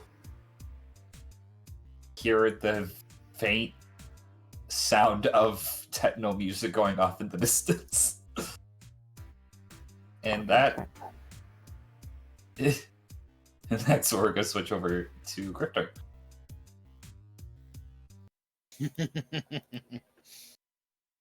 What should I play for Grifter? No, that's when we get Rosie O'Donnell the guest star. The fun is here. I'm voicing Darrow now. Would that be like, imagine if like I brought on a guest star as Rosie O'Donnell, how would you guys react? I'd be like, hey, we have the official voice of Chow. No, she's cooler than Chow. She was Turk. Let's start. Okay. Grifter. Let me take you to a map. You are currently somewhere in Bulu Valley, a ash-ridden landscape. After an encounter yesterday with some rats, you know, somebody made a threat against you. You don't know what that threat is, but you owe them something. And as you wake up from a night of the day before be not so good, you see Leanne is kind of hunched over, drawing stuff in the ash with her finger. Mimsy's still asleep. Getting our bearings straight for Livia. I'm gonna be real with you. And she's still like drawing stuff, not even like turning her head to look at you. I've been kind of spacey recently. Do tell. I want everything on this island to, go to the right place. After we cleared it, explored everything, I'm probably gonna actually be staying here for a while after, clear out Darrow and his men, but, started thinking, something hasn't felt right for the entirety that I've been here. Maybe it was knowing that I'm probably gonna die on this island, but, Not if we have anything to say about that. yeah, well, we'll see. He had quite a good chance to kill us when we confronted him. We came out of that just fine, for the most part. Still, I've been thinking about this. What do we know about the story so far as the ruins are concerned? Only what we found in the one so far, actually. There was The statues. representing each different heir to the throne, all of them coming from different mother, all of significant importance or stature. We know about the gods, which, judging by how the artifacts work, assuming they were just high-level nin users. And then we have the giant. You said you saw a giant man over the horizon. Saw something. I'm not sure what it was. Still, I don't think everything that's on this island that's supposed to be dead is really dead. Well, legends have to come from somewhere, right? Yeah. If you had asked me a month ago if I would have believed any of this to be true, I would have said you've been reading too many fantasy novels.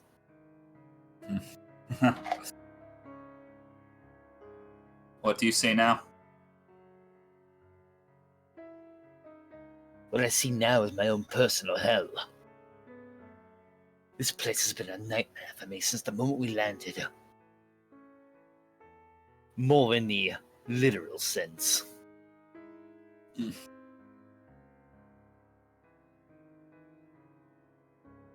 Uh-huh. That ruin we went to. Every one of those statues struck a chord with me. And this one. Pointing down at the hairpin.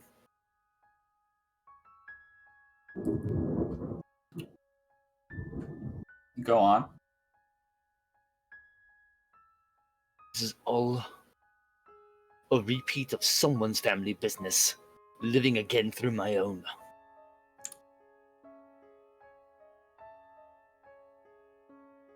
I don't know what this sword is trying to tell me. I've been trying to figure it out. Trying to figure out why it keeps causing me to lose consciousness and relive memories. Only to have them end horribly.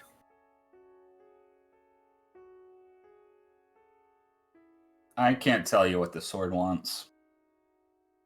Inside that ruin, every time we passed by one of them, it felt immense hatred.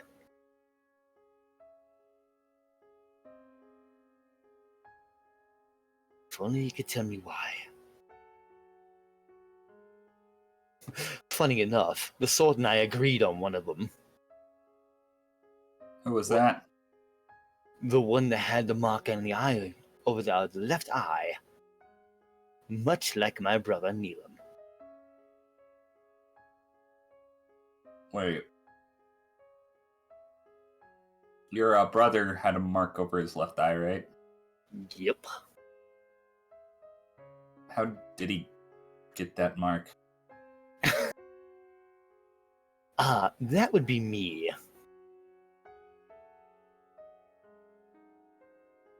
What did you do it with?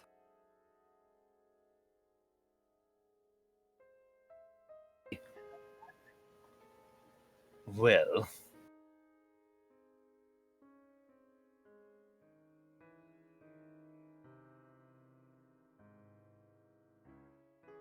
Dan, are you there?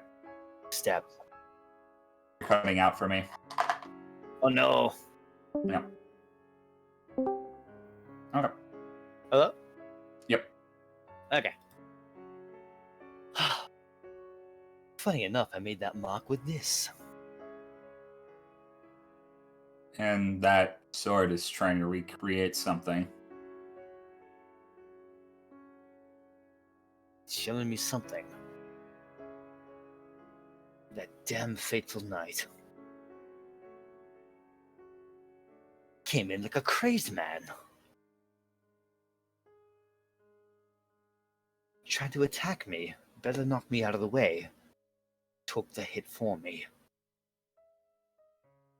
I lashed out with the only thing within arm's reach. The hairpin. Do you remember where you grabbed the hairpin from before you took it up? I believe we had it on the table, as usual. It's usually on a mantle. But Bella and I used to study it. We used to go through a lot of Father's books, which apparently he hid the good stuff on us. That's the other thing I've been wondering about. So, I knew your father. The one who hired me for the original expedition. I've been thinking about it recently. The offer he made me all those years ago seems a little too good to be true. What did he offer you? Oh, he offered to outfit my own expedition on a hunch. Fund it himself. And even though we probably didn't take the right crew of people for an island like this, I feel like might have had an ulterior motive behind the whole thing. Knew something I didn't. That's Father. Always playing people.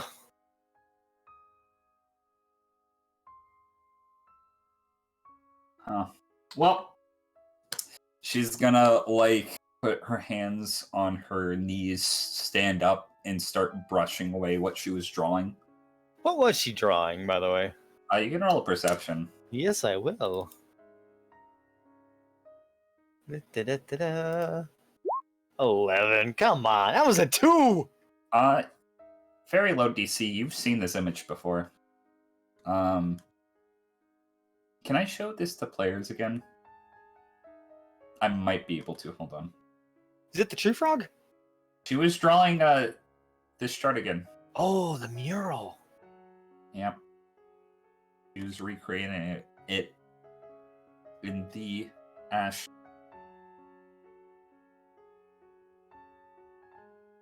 You better get going. Agreed. Let's look up Mimsy and the bunny. Okay. Like Leanne just like walks over to Mimsy, and just gently like rub her shoulder, and she's gonna get up. You know, Bun Dynamite's always ready for action, so he's rearing and ready to go. Gertrude's gonna cross his arms, looking at Leanne like, "Oh sure, Mimsy, you gently nudge awake. Me, you kick in the face." Yeah, well, you know, I like to think of you as family at this point.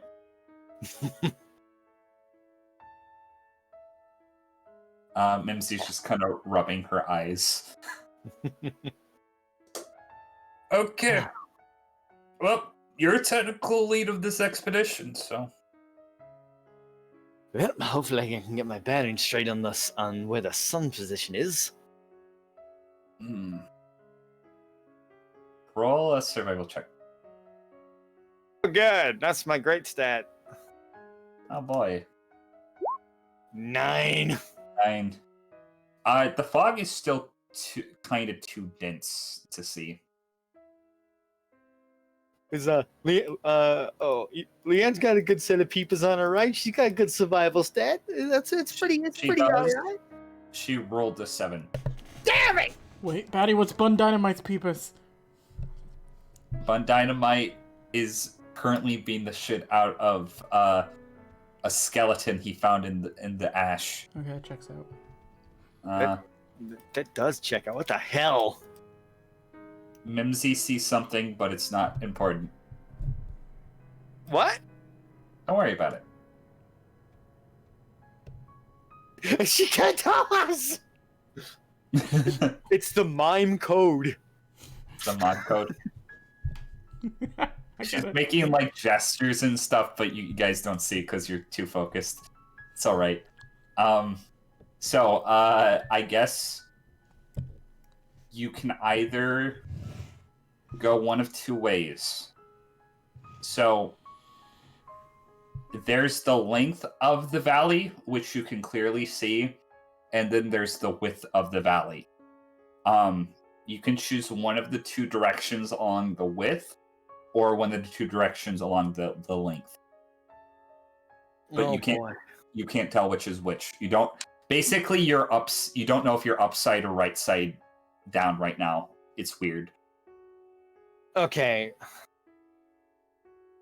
The width or the length, huh? Yes. Length. You're going okay. So I'm gonna take that into account. If it starts to get colder, I know I'm going the wrong direction.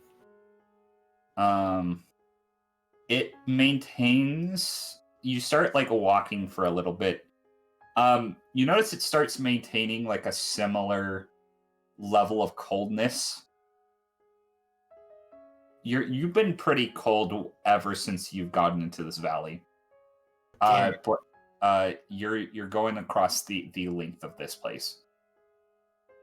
The good sign would be if we walked anywhere and it started getting a tad warmer. Yeah. But eventually you come across a stream. Hello? It kind of like it's in ash, so it's kind of muddy and gross, but it looks like it's coming down from the like upper areas of the valley, maybe from some sort of higher plane, and it has like this like mucky like presence to it, but there is water. It's covered in ash. Oh, better than that. This is a great sign. Yep. Wait a minute. The stream. It's gotta flow somewhere, right? Yes. So, a lot of the streams probably, I believe, were flowing towards the edge of the island. Okay. Your point being? If we can figure out where the edge is, we can figure out which direction to head to. That's true.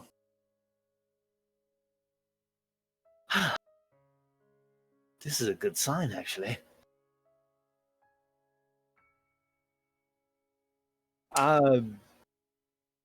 Because actually, knowing that, having seen that GPS before with that roll I got the last time, yeah, I could actually kind of figure out what direction I should be heading based on the stream. Okay. So you're following this upstream, downstream, or a direction not like perpendicular to the stream? Probably gonna follow the stream along to where it's flowing to. Okay. You start walking. Roll me a perception check. Yeah, we're going downstream. All right. Perception. That's a 19. Oh, fun. You notice that like the ash is starting to kick up a little bit as the wind kind of gets stronger, and you're kind of like happy because you finally have a place, a direction to go. And that's not what I wanted to play. Oh, this is going to be fun. You look behind you. For just a second, not thinking you're going to see anything. You see 4 figures off into the distance walking towards you. They're not running. They're not like going at a moderate speed, but they are definitely following you, and they're not being conspicuous about it at all. I see. Well. We're being followed. Oh, okay. Anne's just gonna bring out her shovel. Mimsy's gonna pull something out of her backpack that isn't there, and you don't know what she pulls out, so... Do I get an idea of what they look like? The one in front's really short. There's one that's probably more medium-sized, and there's 2 to the side that are on the taller scale. One's very wide.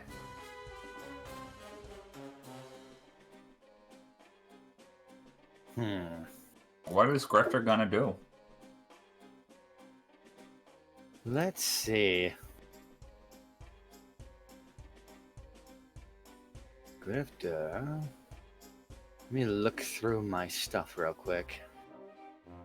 See if I have anything interesting I can try to.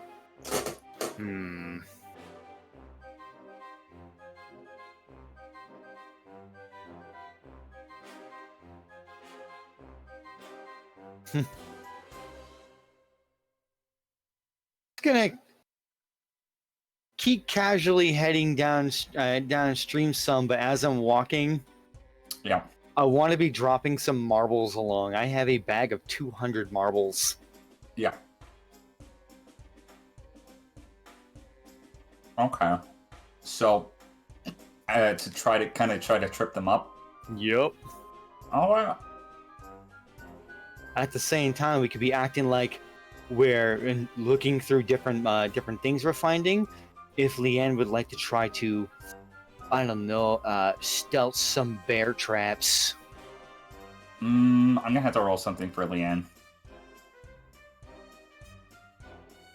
Okay. You convince her. She lays out some spare bear traps along the way. And I'm gonna have... Okay. So, you continue forward down the stream, and we're gonna move back to Seox. Okay. Teach them to follow Grifter. Seox. Yeah. You're making your way through the forest. You are making a wide berth around the individual that you saw earlier. What direction are you heading? Right now, east. Directly east? Okay. Somewhere else. It's still raining.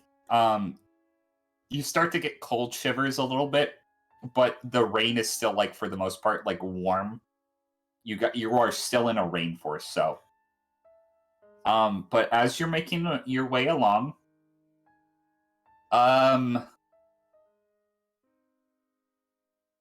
yes, be. Roll your Ninstat. Oh boy. Did I? That would be not 20. 20. That is going to get you exactly what it needed to get you. You feel... When you want Seox, you want it. Seox, you feel a Nin aura radiating, like, nearby. It is quite powerful, but it is sedentary. What? Is set in what? It's like not moving.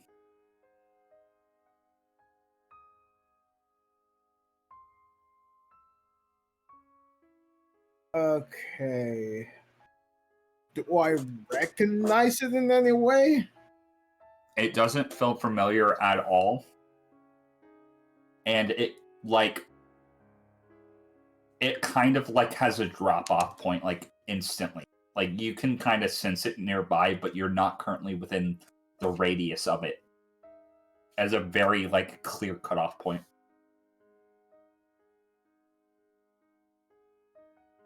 Wait, in what direction is it? It is probably a little bit northeast of you. Guy again! When I say a little bit northeast, it is like... You're mostly going east at this point. Mm-hmm. It doesn't feel like the thing you felt before either. Okay, I want to stealth, set to stealth closer. Okay, roll stealth. Let's do this.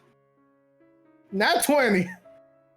You are sneaking your way by, and you look into a kind of open area of forest. It's not like big enough to be a grove, but there's like a area where a lot of trees are spread out.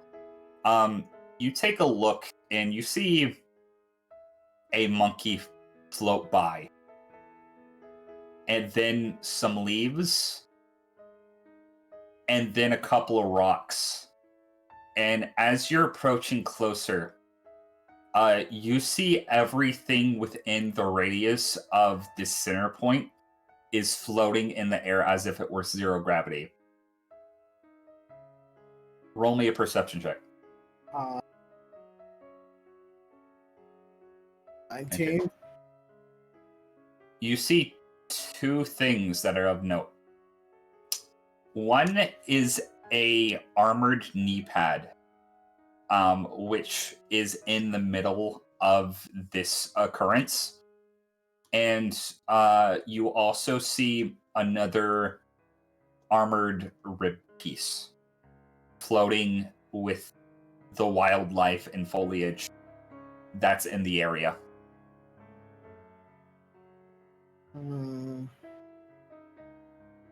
Is there anyone around here?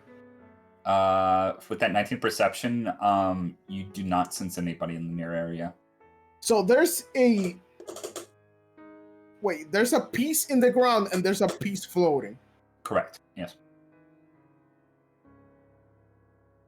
So what are the things that are floating right now? There's a monkey, a couple squirrels, leaves, rocks, branches, stuff like that. Okay, can I find a rock? Yes. Can I throw it in that general direction? Yes. You do so, and it kind of like gets sent through there, and it kind of slows down after getting into the area, and then eventually it just starts rolling around slowly in the direction that you threw it, but in the air. Okay, I'm gonna pick another rock and try to find that edge where the effect starts happening. Okay.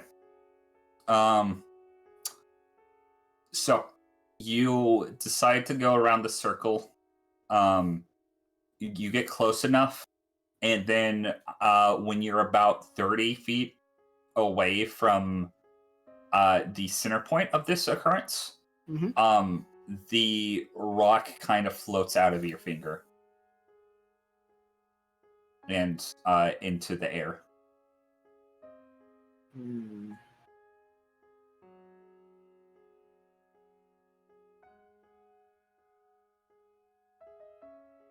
So, what are the pieces? How do they look like? Like, are they like armor pieces or? They're armored pieces similar to some of the other artifacts. They're like encrusted with various like different engravings and some sorts of gemstones. You don't know if they're necessarily valuable gemstones, but like it has a it looks precisely like all the other artifacts you found up to this point.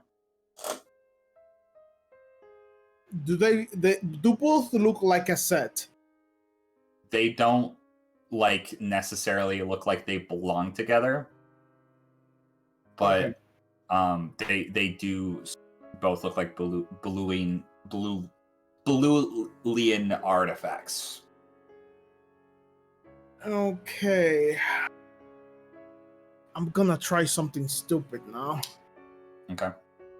I have my rope. Yes.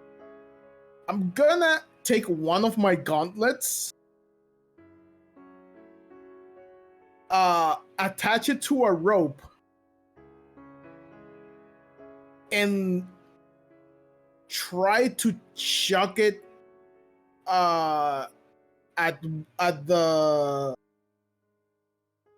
piece that's on the floor. Okay. I'm gonna say roll me a survival check to make a makeshift lasso with your gauntlet and the rope, and then roll me a dexterity check. You try to roll. Let me roll severity. Okay. So You throw your gauntlet thinking everything is attached, and then it kind of like folds back and cuts the rope and starts floating into the area. Ah, God damn it.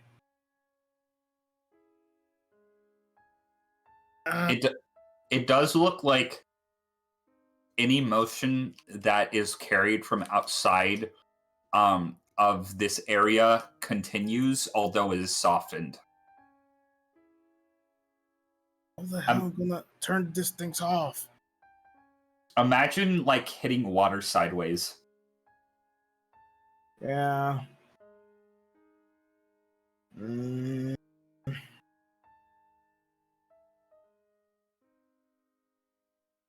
Okay, I lost one of my gauntlets. I need it back. How the hell do I rest the other gauntlet?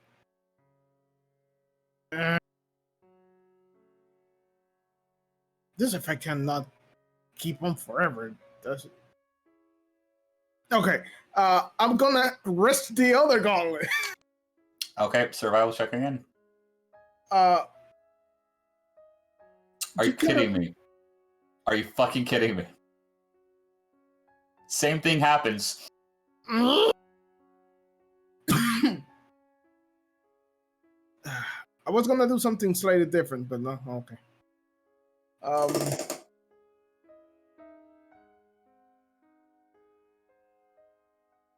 Okay.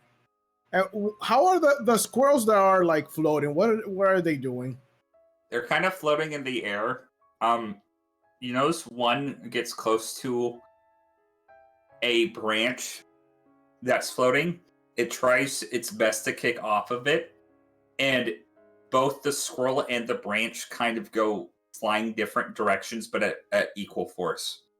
And then eventually, you're going to see the monkey, and it's going to kind of be flailing around at this point. Its arm is going to hit the back of a tree that is sedentary, but still within the radius. And the monkey's actually going to push off accidentally in the direction that its arm was moving.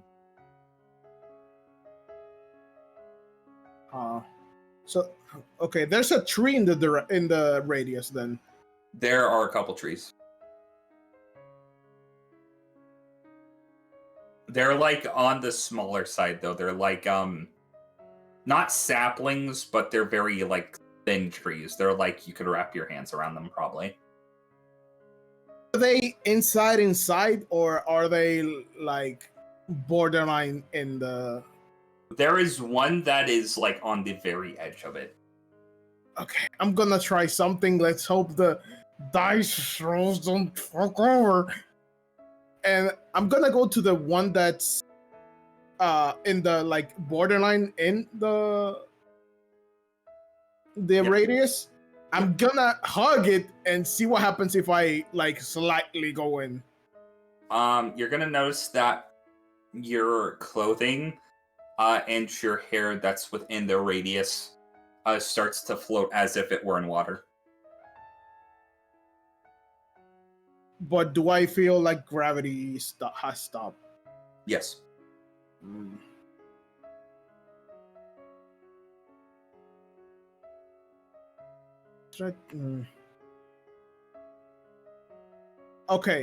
Okay.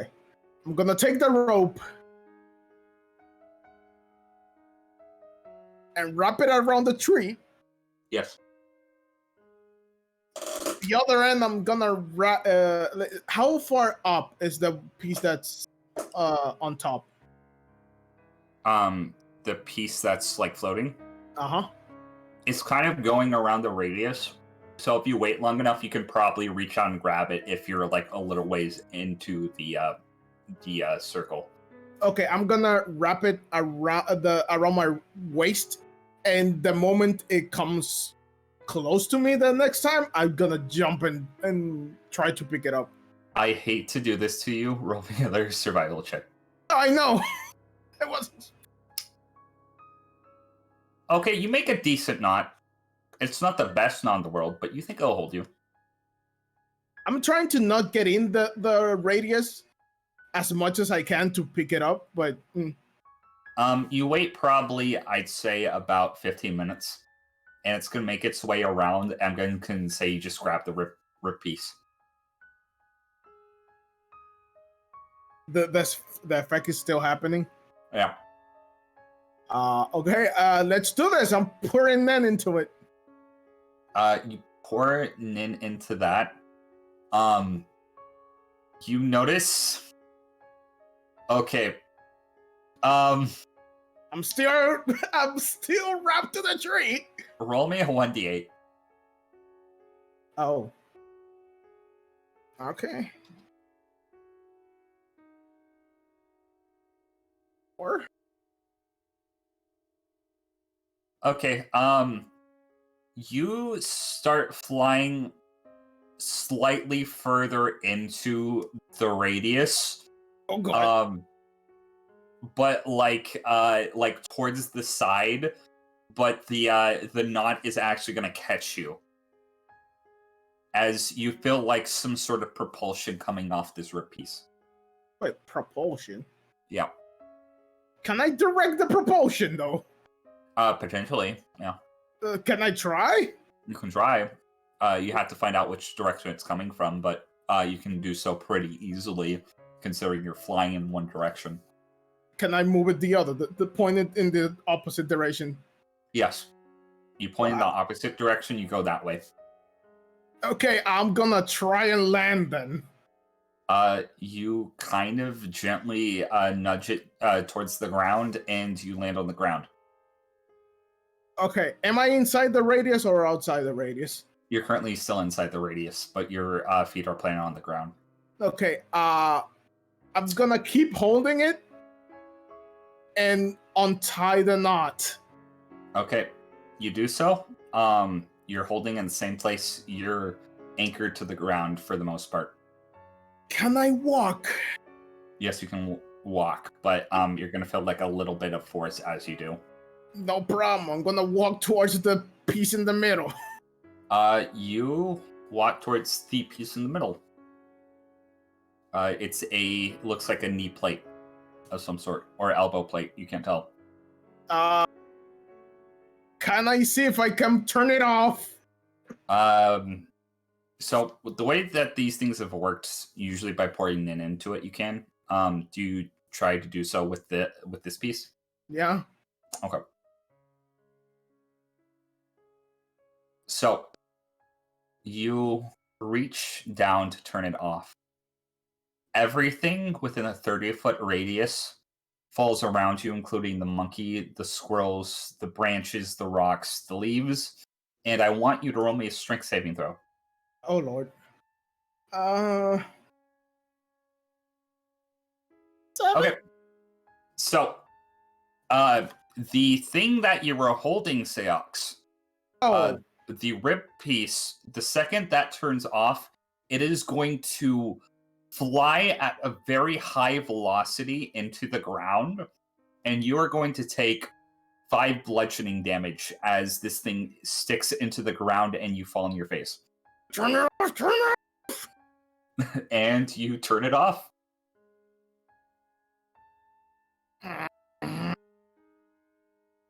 Congratulations. Add a knee piece and a rib plate to your inventory. Okay. Knee piece. I'm gonna say knee piece. The knee piece are the ones that were the gravity one. Yes. Of gravity. Yep. And the other one was rib piece. Yeah, it was a rib piece that had propulsion power. Rib piece of flying. Or propulsion, whatever. Okay. Can I put them both on? Yes. Where would the rib piece be? The rib piece, you can just like either put in one of your pockets or just like kind of like fasten it to like part of your clothes. There's not like a clip, but there's like little like kind of spikes on the inside of it that you could potentially just kind of fasten to your clothes. Mm-hmm.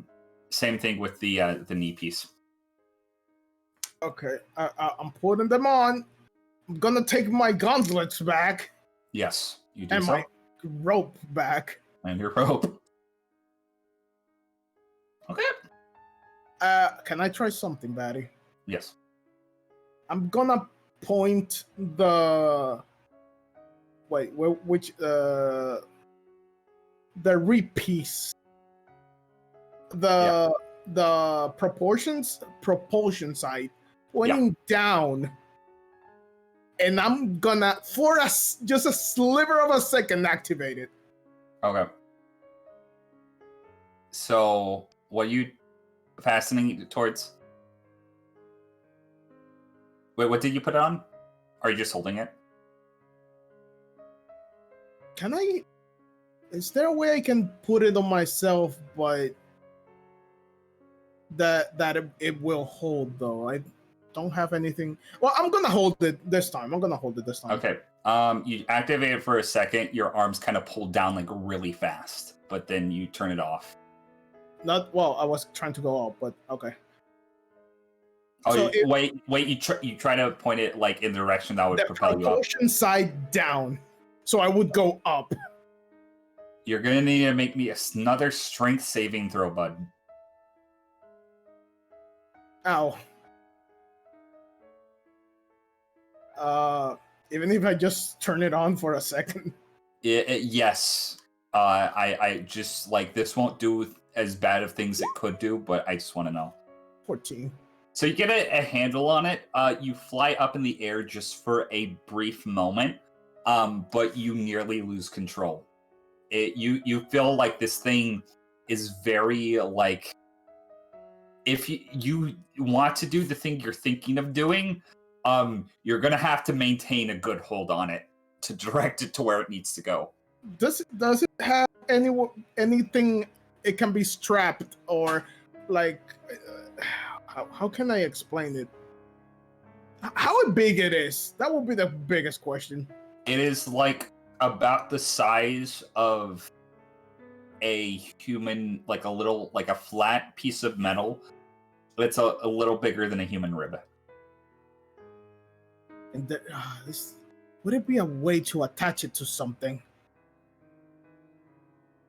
Because it doesn't have like any handles or. Nope. This looks like it was made to fit into a set of armor. I have a set of armor.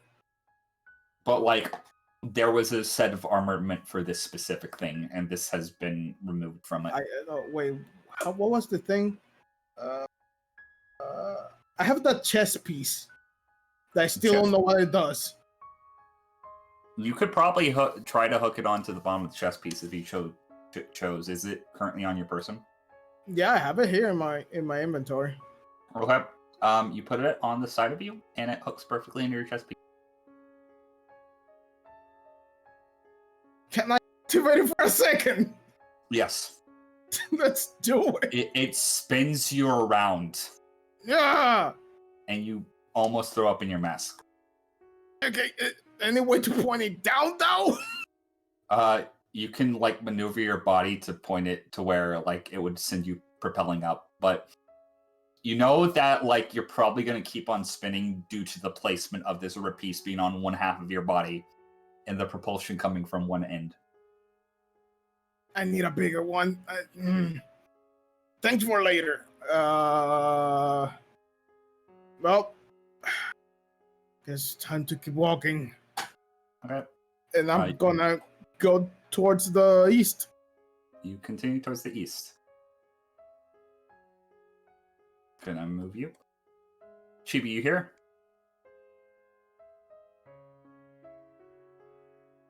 Yes. Chibi, you after a little ways of walking, you come across a river. Another river might lead into the river that you encountered before. But on the other side, you see more rainforest and tall trees kind of peeking over the tropical trees of the rainforest. Betty, do you want to change maps? We've been on Grifter, Lian, and Mimsy for a while. Oh, I forgot. That's my bad. That's not what I want. If that happens and I start narrating somebody and it's not on the proper mouth, just tell me. But yeah, first set your token on the rainforest. All right then. Okay. So, in front of you, there is another river. And in front of you, you kind of see an area like that's covered in like these giant kind of deciduous trees. But in front of them, there's more tropical forest. On the other side of the river. I see. Yeah.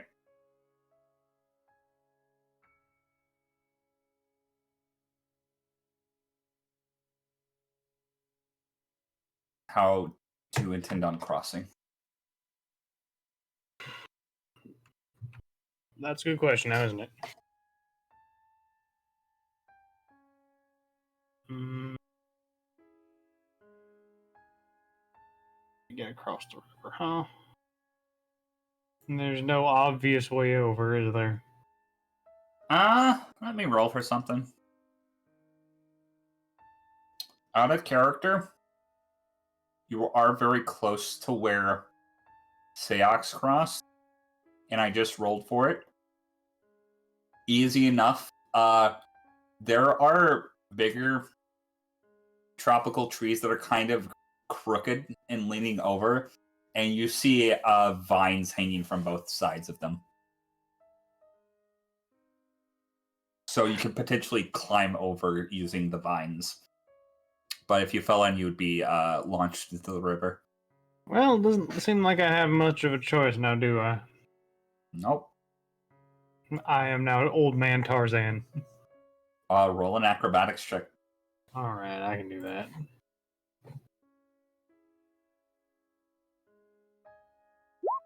$19. 19. You climb one of the trees and are able to kind of use your belt to shimmy your way over. And through a lot of patience, but still maintaining a normal pace, you cross the side of the river. Is it daylight right about now? It is daylight. Okay. After getting across, I'm just gonna pull out the walkie-talkie and I'm just gonna go, hey, is it a bad time still, or... Bad time for what? Wait, I don't recognize this voice. Roll a history check, I guess. Actually, no, not a history check. You just know you don't recognize this voice.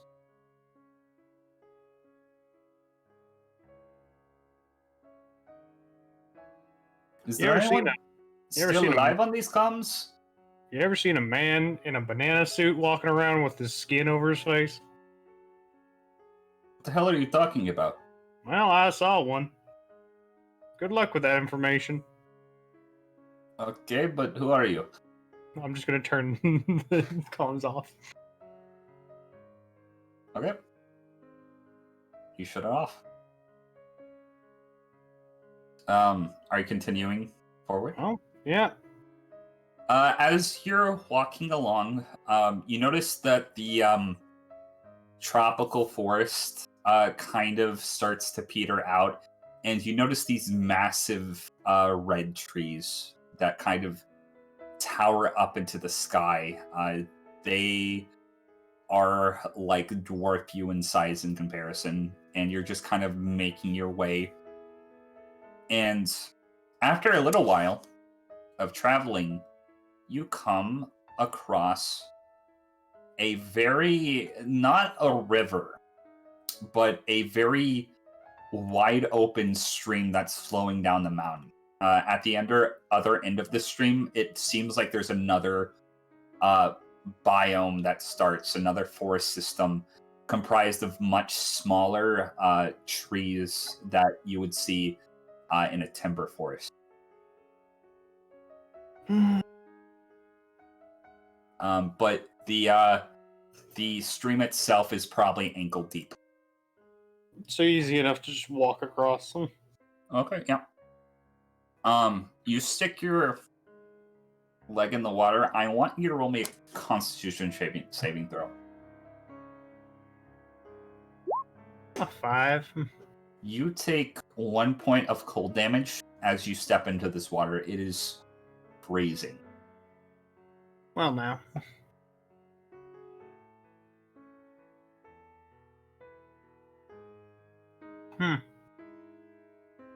The distance that you went from hot, moist, tropical weather to freezing, almost Arctic weather is concerning. How close the two are to each other. Just gonna stop, turn around at a 180, and just give a middle finger to the forest in general. And then turn back around.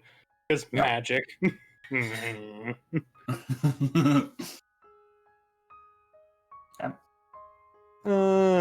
Alright. Does there look like there's any way to cross at all, or no, not really? You don't see any way to cross. You feel like if you walk across this, you'll be able to make it, but it will be very cold. Well, it's gonna be cold no matter what. Alright. Let's think here. What's around me outside of trees? There would be pieces of gigantic bark. Other than that, let me roll. Interesting. That. Other than that, you would see gigantic wood mites, about the size of cats, just kind of eating at a piece of bark that has been, like, kind of probably chipped off a tree. But, like, this is also a considerable size piece of bark, considering it came from a redwood tree. Alright, then. That's something I don't want to mess with at all.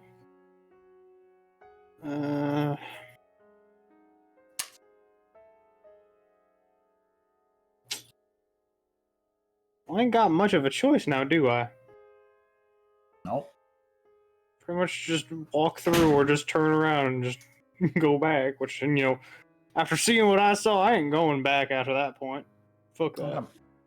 I'm gonna say, roll me another Constitution saving. Sure. You're making your way through this. 14. You kind of get used to the cold, and you just kind of have to trudge your way through until eventually you make it to the other side. And you are greeted with a much smaller forest, but there is kind of frosted over grass and kind of patches of snow on the ground, and you see like considerably large but still like much smaller pine trees littering the area. Oh, this looks a bit more familiar. And as you're making your way through, you see the four figures in the foggy forest in front of you. And we'll return to you in a second. Of course. Tombo, you're making your way down the mountain. You're making your way down the mountain into the swamp. And you're currently in the swamp now. Alright, in the swamp, just directly making my way towards the tree. Still keeping up that stealth from before, and going through... Tombo's, like, formulating a bunch of stuff in his head, like, how best to approach this. Yes. I have two things I'd like to do walking through the swamp. Yes. Well, first, Batty, can you move me back to the main map so I can see what things real quick? Buck, you are not there. Again, just tell me, and I'll do it. No, I know. That's why I told you. Thank you. You big I babu. appreciate it. I was wondering why you weren't moving your token. I moved it for you. There you are. Don't move Tondo for me, alright? He's very sensitive about that. Okay, you can move your fucking self. No, he was comfortable where he was. Put him back. Actually, it'd probably be more like 8. Yes, we're in the trees. Okay, I'm gonna go through the order of thing. First and foremost, while we're here, herbalist check. Alrighty. Go ahead and roll it. I am able to make 7 Healy Dews with that. Okay, you make 7 Hilly Dews using the foliage that you find out in the swamp. Yeah. Actually, wait. Let me just double check something. Apologies, Batty.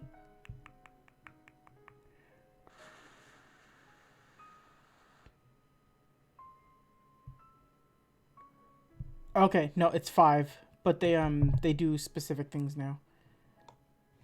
Yeah, because I forgot we changed up those things a little bit. Yep. All right, that first, second being back into the swamp. Gonna do one more perception check, looking around for animals or insects that, specifically insects that seem like they might be adapt with water, or animals aside from seismic gators that are around that might be looking like they're willing to come along with him. Just to, like, sort of bolster the ranks for when I get to the big tree. Okay. Perception was You 18. 18. So, you find 2 things of note. You find large cracks in the mud, which you can assume to have belonged to either a snake or maybe a worm of some sort. You can't tell, but it's probably belonged to a very, very, very large creature. And she would also have seen a couple of small-ish sort of boars, about the size of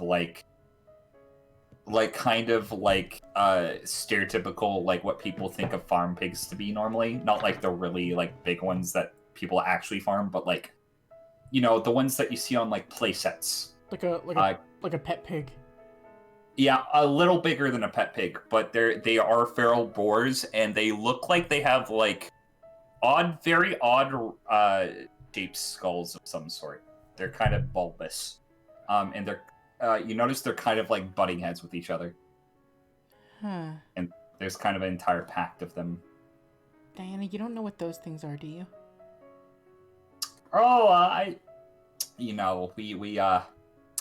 eaten one of those things or two before. They're we call them what do we call them? They're hard-head boars, pretty self-explanatory. They got the really, you know, they like to charge into people, but they don't usually rip them apart with their tusk until after they've knocked them unconscious with their big heads. They can actually jump very high. Huh. Very stubborn, though. I've dealt with stubborn before. He thinks of a Black Widow. That was just a complete asshole.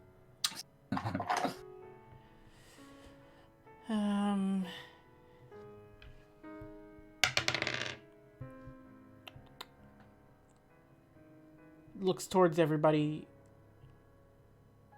We should establish a place first. Is there any one of them that's just like by itself, or are they just like in a pack? There's a couple straggling.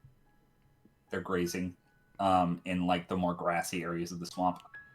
Can I grab a bunch of like grass and foliage and sort of like put it close towards a straggler and see if I can like get it to feed? You're gonna have to roll a normal stealth check. Well,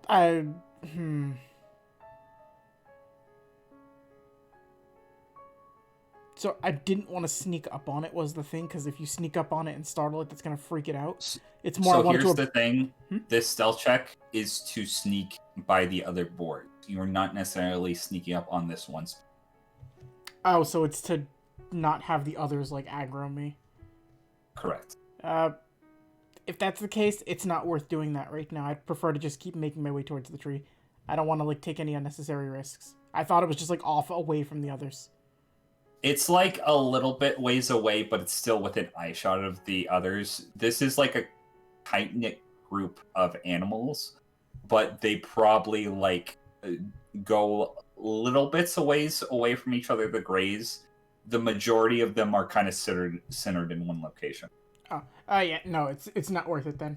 I would just Okay. I would direct to move around like a good healthy distance of them, but still keep making way towards the tree. That's like the main goal right now. Okay. So you continue along. You're going through the swamp. This area of the swamp's actually going to get like a little bit more muddy as you're kind of mucking through it. And eventually you notice like your travel time starts to like get a little bit slower. Dumplin looks like she's doing all right, but you're kind of with Diego, you're kind of trekking through mud. 1 second, Patty. Yeah.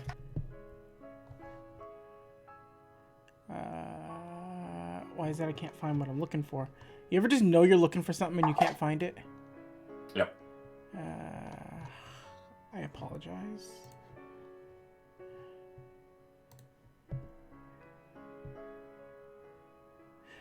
So, part of my natural explorer thing, difficult terrain doesn't slow myself or my group's travel. Oh, okay. So you're moving along. You're having trouble with the mud. Then you like realize, oh wait, I know how to surpass this. And I'm gonna say, for flavor's sake, you make like kind of like snow boots, but out of twigs that you find in the area. Mm-hmm. And without slowing your group's pace, you're able to walk over the mud. That was just something I had remembered, so we can. Oh still... yeah, no, that is the purpose of remind me of that when it comes up, because that is an important thing to note. But yeah, so you don't lose any travel time, and you're gonna move up. I'm gonna say actually probably to here. And is it possible to discern how long it would take us to get to the tree from where we are? A couple more hours. All right. But you're nearly there. And Kanzai has sent out the message to your compatriots. You don't know if you're going to be the first one there, though. All right. Be wary of the tree. Be wary of the large track. Something big is here. I think it might be that snake you mentioned, Diana, but for the most part, we're getting close. And once we get there, we'll set up a base.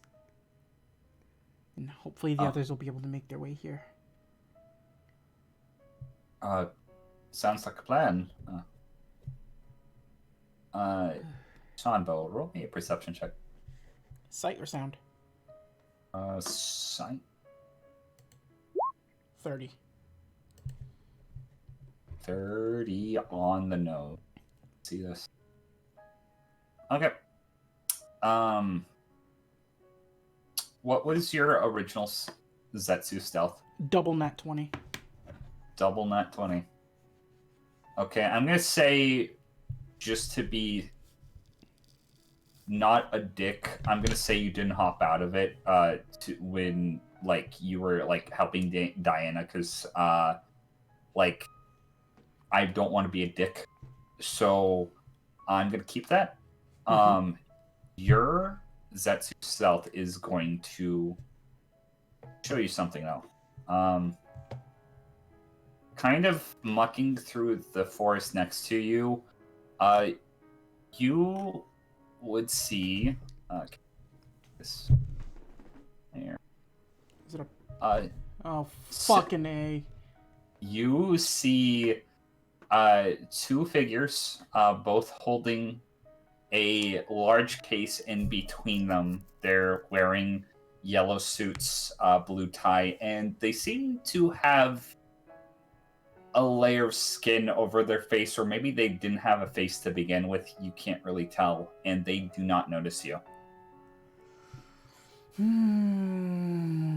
Of course I would run into them. I knew they were going to be around here, too. Yeah, Tombo doesn't even want to deal with any of what that is, but he's going to take note. With that 30 perception, Batty, which way do they look like they're going? If you can gesture with, like, an arrow. Do you have an arrow? They're walking my direction. They're walking through the swamp your direction, yeah. So, with Zetsu's stealth still up and seeing which way they're going, a little annoyed it's gonna take him some more time, but is it possible to, like, backtrack a little bit so we're going around them, so by the time they get here, we should be coming through this way? You can backtrack more like this if you wait just like a couple of minutes for them to pass. Oh yeah, like, tell everybody to, like, hold, don't say a word, don't know what any of this is, and Tonbo is keeping watch on them like a fucking hawk. They're gonna go throughout the area, and you're gonna notice as they're traveling, roll a perception check. Another one, actually, just to see. 29. 29 with it. This is fun. You notice one of them is gonna like stop for a second and set down the thing and take a break, and the other one's just gonna look back, just set it down. They're both gonna sit down on this large, like, again, it's like some sort of like vinyl case that is the size of a human. It's gonna pull something out of its pocket. It looks like some sort of piece of candy, and it's gonna pop it into its mouth. And then after a second, they're gonna get back to what they were doing, and they're gonna continue on their way. They're wearing nice suits. They're trekking through mud currently, and they do not seem to mind at all. And it's gonna pass. All right, so then actually instead of backtracking, if they're just going to pass and go in that direction, once like 20 minutes have passed and it doesn't look like they're coming back, we'll start making our way towards the tree. And yep. I will turn to Diego, I will turn to Diana, and actually even look towards Savannah, like still with like a bit of like yep. disdain on his face. I don't know what any of that was, but we don't need to deal with that. I don't even know if those were human. Just... I couldn't see them. I just saw people. What was wrong about them? They either had something over their face, or they don't have faces at all. And that's just horrific. Whatever that case they were carrying was, it could fit a person in it. And based on the people that I've seen on this island, that's probably what's in there, or what's going to be. Oh, well, better let them pass then. Yeah, for the sake of things, we need to make our way towards... It's best to keep in mind that those are around here, and... Actually... So it's a couple hours until we reach the tree, right? Correct. Tombo's gonna take his hat off and put it in his bag. And after we continue walking for a little bit, he will end up using... Actually, you know what? No, he's not gonna do this because I thought about it, and I'm not gonna do that. Never mind. Because if I use Apex right now, that is like a big Nen beacon. Yeah. So he's gonna just kind of stay extremely vigilant to the distance from where they went and to where they were coming from. And just, like, make sure to, like, keep eyes out. Diego, your bunnies can... I have an idea just in case. Do you happen to have two that, if it seems like they spot any of those things, they can make noise and run in a direction away from us? Maybe to lure them away? I suppose I could summon Lookout Bun and the other Lookout Bun. And similar to the thing before, for the very specific situation that you have provided, Diego, two pairs of bunnies, each sporting a little pair of binoculars, are summoned. I pat them both on the head. Thank you, Lookout Buns. Thank you indeed, Lookout Buns. Alright, let's keep moving. Well, So the plan for them is, Batty, lookout buns. If they see the yellow-suited weirdos, Yes. they are to rustle trees, make noise, and run in a direction away from where we are. But if they can't, like, when they're running, make a loud, like, sound, whatever it is they can do. I know rabbits can squeak, because rabbits are gross, but... Yeah. They also got their death rattles. Their death rattles, and the purpose of that is to let us know that they encountered the yellow things, so that way we can be on our guard. Yeah. So I just want to make sure that this is a very specific thing I'm asking them to do, so that way it's clear. They are an alert system if those things get close, and it's 2 lookout buns, so it's 1 going this way where they went, and 1 going this way where they came from. Okay. The lookout buns are on the case. And with that, I move over to Coco. Hello. Map Hello. change. I will do that. Coco? Is this the right map? Yes. That's not the right map I'm looking for. Hold on, I need to find which one's the right one. Okay, I know which one. So, Coco? Who's Actually, that? no. That could be. Okay. Coco? Taking you to this map. Put yourself on Bassie as you come up to this big tree and this tiny lady sitting underneath. Hi ho, Silver. And who might you be? I am. That's a weird question, actually. Why am I answering you? What are you doing here? Why are you impeding snake traffic? I was told to meet somebody here, but I thought somebody might be obstructing nature, and here we are. Who are you told to meet? You are familiar with the Kamakiri boy? I would like to deceive. Okay. Yeah, don't. I'm not sure who you're talking about. Gonna roll an insight check.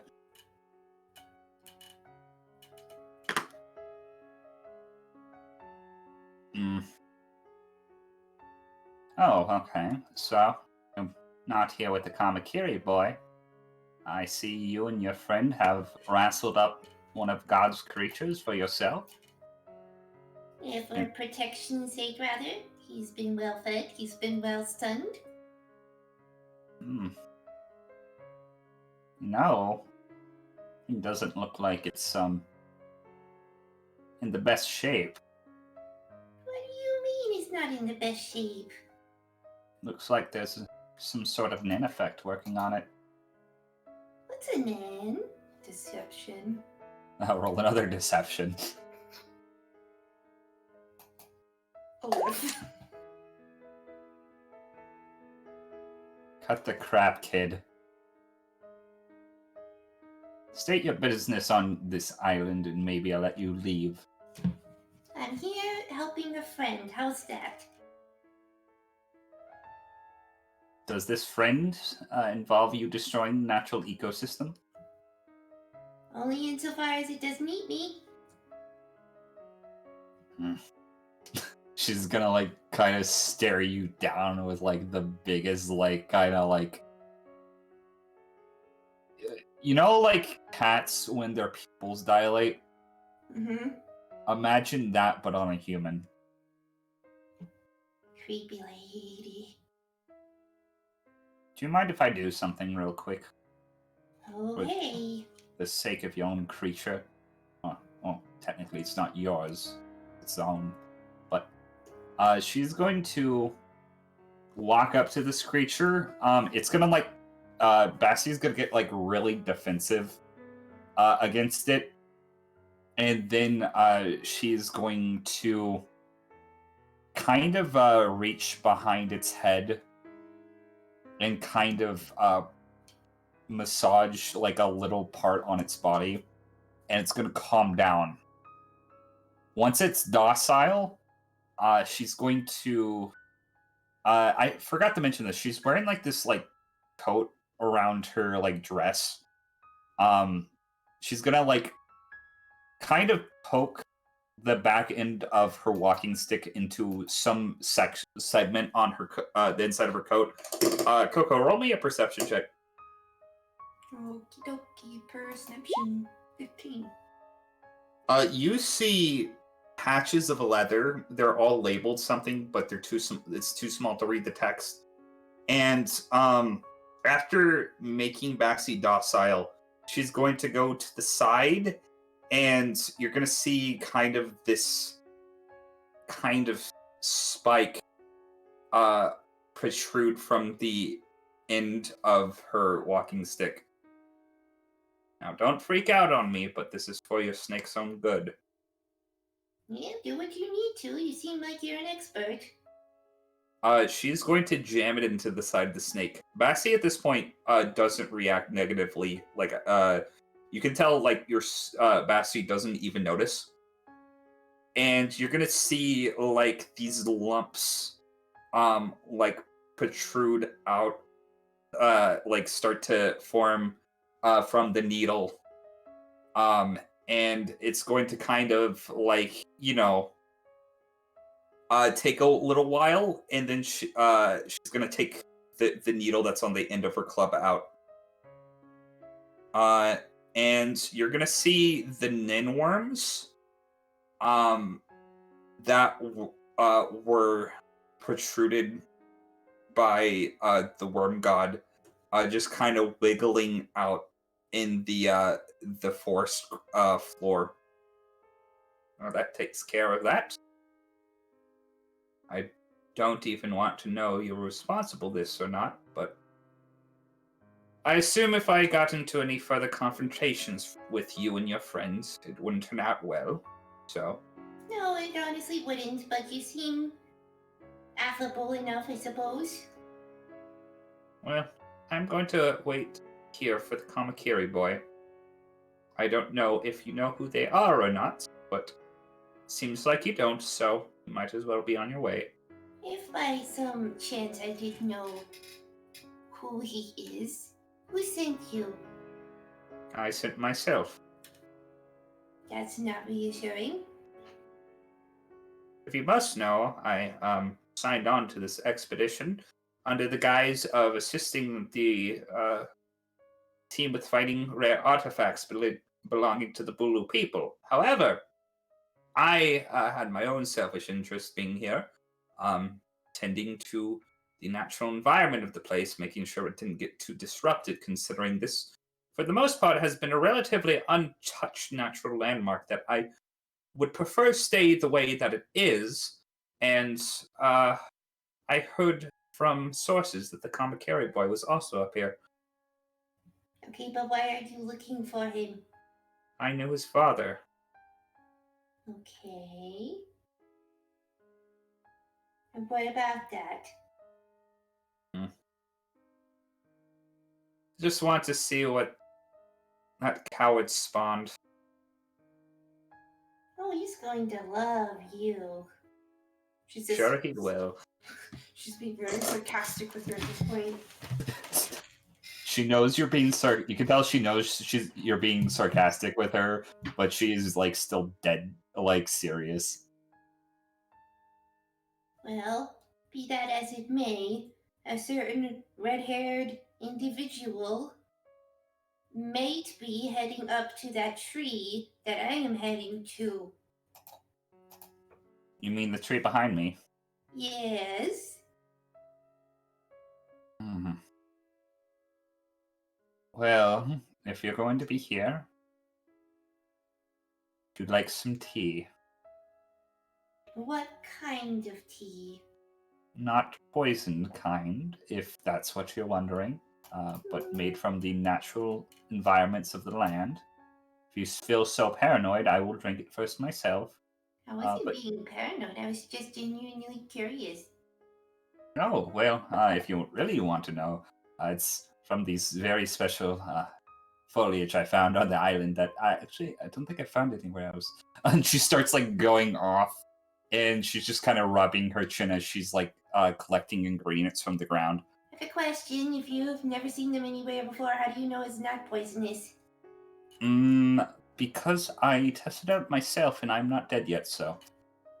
Oh, that's reassuring. I think I'll just drink my own ginger tea if that's okay, thanks. Oh. Well, suit yourself. Okay.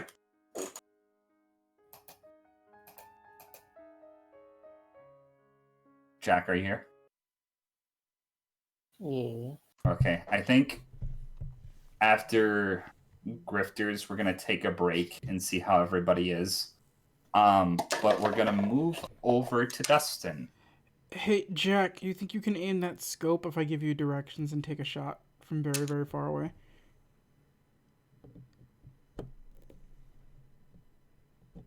I did not follow along with anything you just said. Just aim towards a big tree. There's an old bitch that needs to, get a cap in the back of the skull.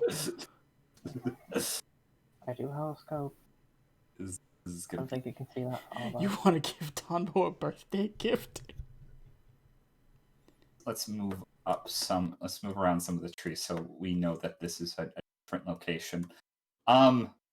So continuing on, what do I want to play at the current moment? Dustin, perception check as you're traveling along. I'm going to add Mushi to the map too.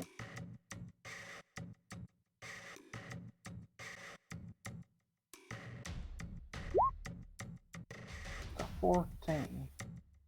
14.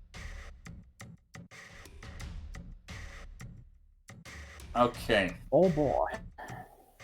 You would see a figure standing in the fog over this. Oh hell, what's up? No. I seen this horror film. Be on our guard. Mm-hmm. Okay. I think I'm gonna. Hey, look at this very interesting tree right here. Nito's just like backing the fuck off. Mushi is cautiously standing back, but he's not. I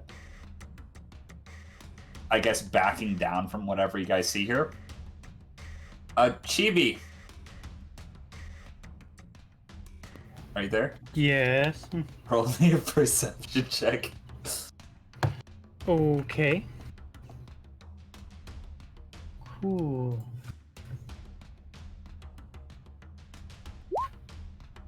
$20. Not natural, you see- 20. Put your token right here. Hey. You see Dustin, and he's aiming a gun at you. Where? Right here at the bottom of the map. Kind of hard. Just gonna look at Dustin for a quick second and go, well, two can play that game. I ain't backing down. Gun's still trained. Should we be concerned? Depends. Are you the real one? The real what? Are you the real... Well, you.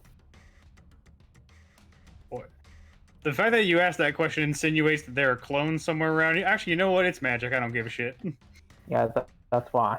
I'm just being precautious. I don't know who got what kind of weird abilities up here. That's actually kind of smart. Wait a second. I am gonna... You Christopher Ward. Yes. I heard stories about you. You see this clown right here? Didn't know people still told stories about me. Yeah, well, I'm a older gentleman myself, so probably the only one left to remember you. What's your name there, feller? You can call me Bingo the Clown. I don't go by much else these days. Pleasure meeting you, Bingo. This here is my ward, Anito, currently cowering behind the tree. I was just inspecting the bark. And this one over here, I don't know who he is, but caught us up in some deep shit. Might need some help. Seem to know this fella here. Yeah. Good. We got currently a party coming after us. We don't know who exactly. All that we know is they like techno music. And very stupid, probably. Well, I was using the walkie-talkies recently, and I got someone. Sounded kind of foreign, I guess is a good way of putting it.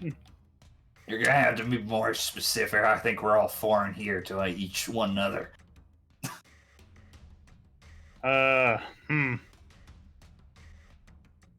Slavic in nature.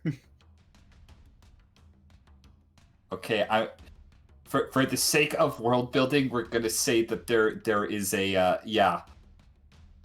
You alleviate the accent of where it's from, but yeah. Like I know Slavic isn't an actual place or some. Yeah, but like it's weird because in Hunter x Hunter, there's like no actual like I forgot to mention that to you, Chief. There's like no like actual like everything's for as far as nationalities and stuff go. Mm-hmm. But you convey the same idea, is what I'm saying, and does roll me history check.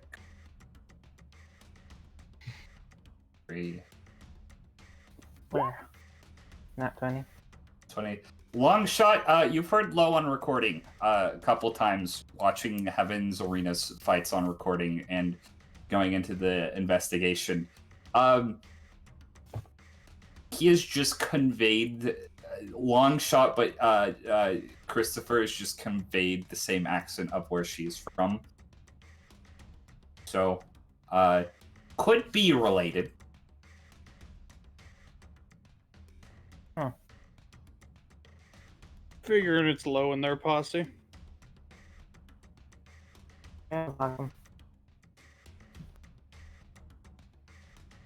I'd rather not get tangled up in anything, if at all possible.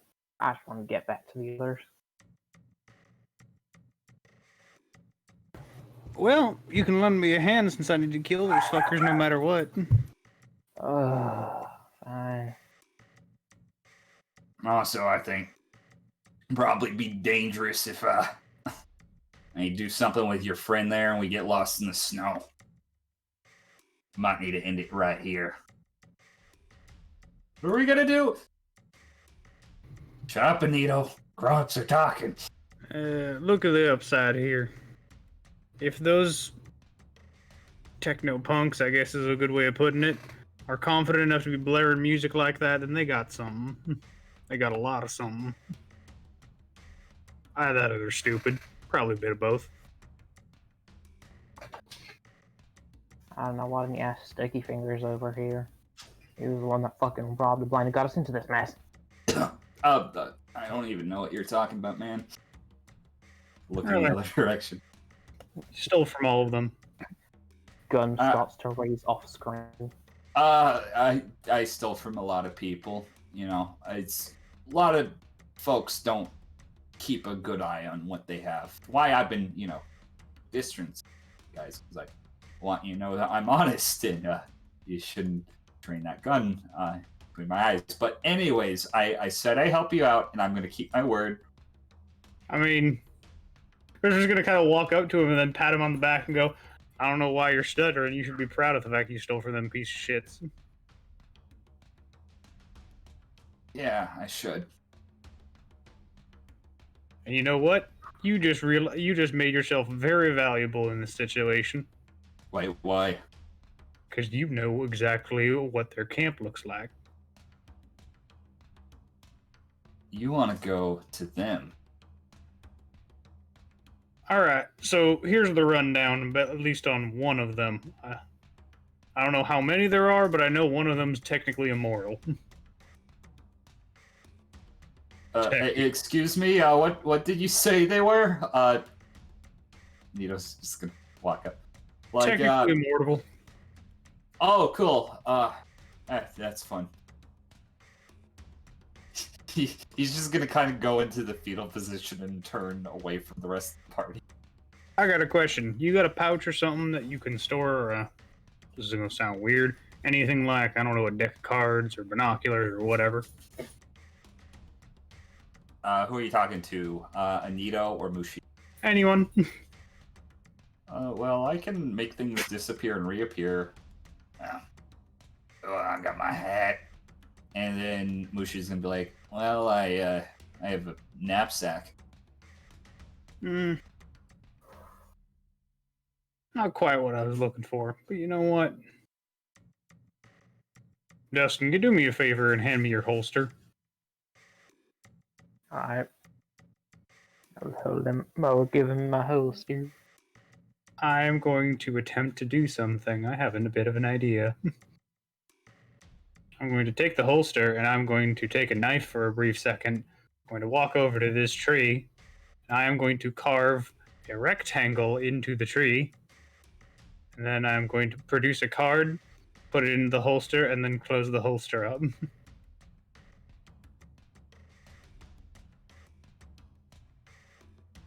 Okay. With the idea of potentially it might be able to bring the building here. Oh. Okay. He made a fucking mailbox. You know what, you clever son of a bitch? Fuck you. Yes, it works. God damn it. That's too good not to... That was rad as shit. I'm good. I'm glad that this worked. Now I know how I can kill low. Just go. Don't watch out. Brad's boss. It just works. You might be crushed by a house. Wait, who are you telling that to? Ito. Well, that really wouldn't happen, would it? And this thing instantly spawns next to Anito. Oh god! I told you. Holy shit. Oh, no. Alright. Tonto's keys were Oh in my there. god, make up your mind now. I mean, if you want to stand out in the snow, you can do that, I guess.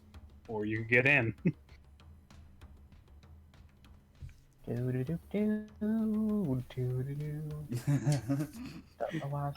Quick question. Y'all like candy?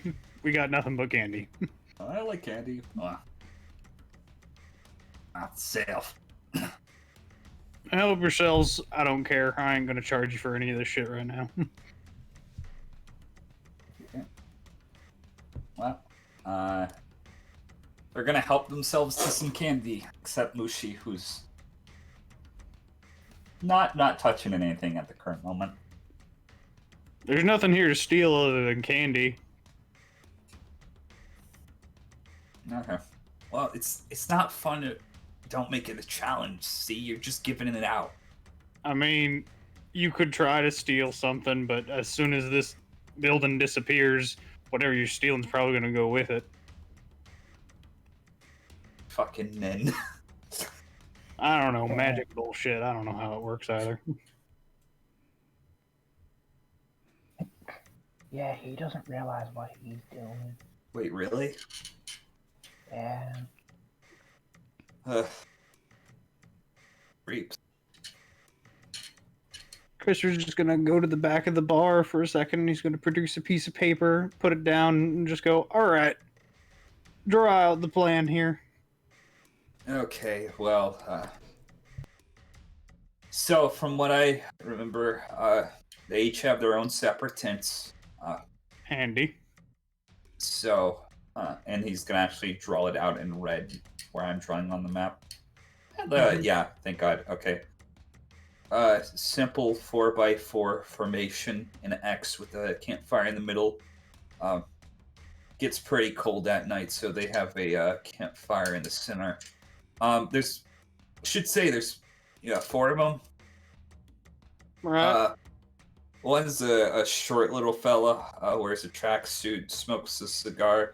not a cigar, a cigarette.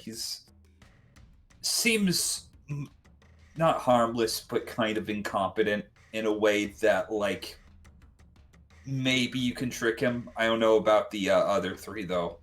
Then you have the girl. Very, very, very sadistic.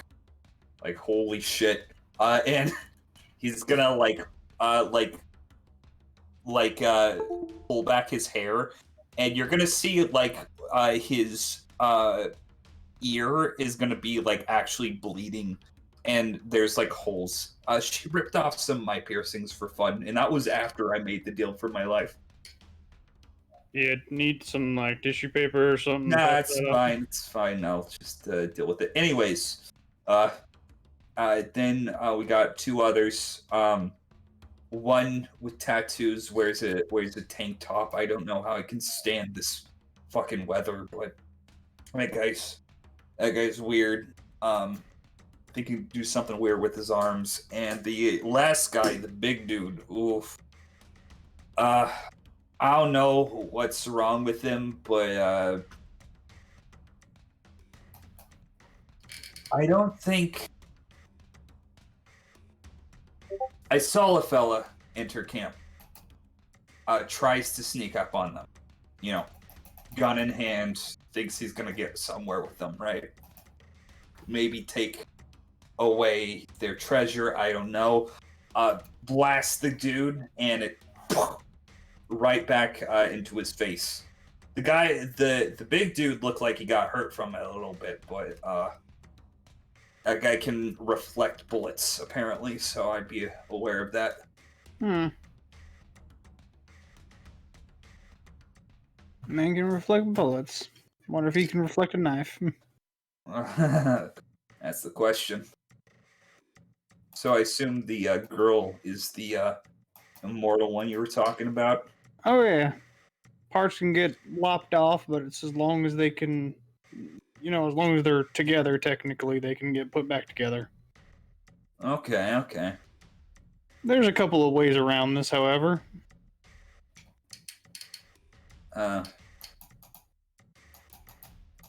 Well, what kind of ways? This is the way, and Christopher just kind of knocks on the table for a quick second. So, weird technicality, and I'm gonna try to put this in ways that I think I can understand, because magic is bullshit. Yeah. This place technically doesn't exist. As it doesn't, I guess. It exists when people are in it, but when it's just me, nothing. Time doesn't even acquire here. So, plan that I have is simple. I'm taking that head. You're taking off her head? Yep.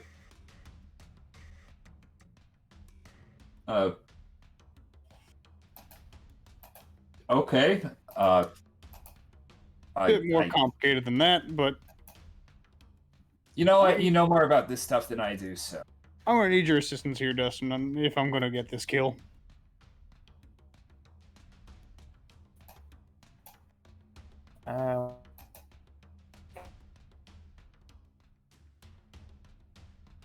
Say something? I didn't hear it. Okay.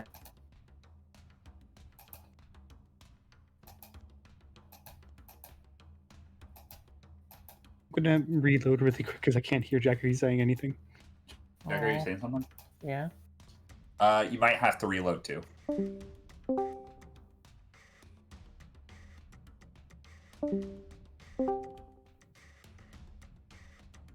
Hello. Hello. Yeah, I just said I'll do whatever I can. Alright. Plan is simple. I'm gonna need to put this place down somewhere near that campsite, but I don't want it to be seen. Once I get that head, I'm gonna head into the building, and then I'm gonna need you to call it, I guess, to say. That way it teleports from one place to another, and in that brief teleportation, it'll sever that connection.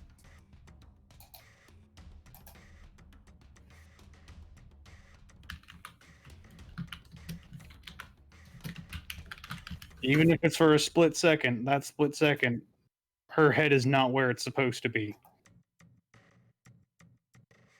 Let's see.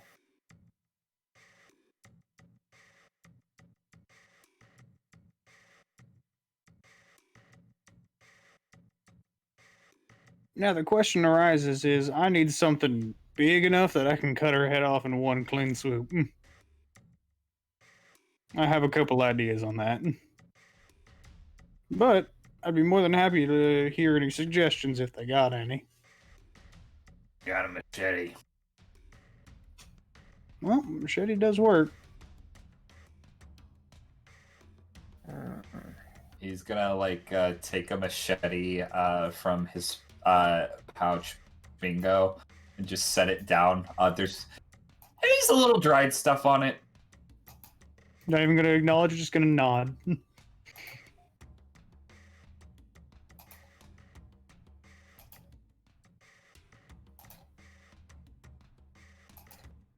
Of course, with a posse like that, can't be as simple as just killing one person and then leaving. Pretty sure all four of them's got to go down, or at least the majority of them.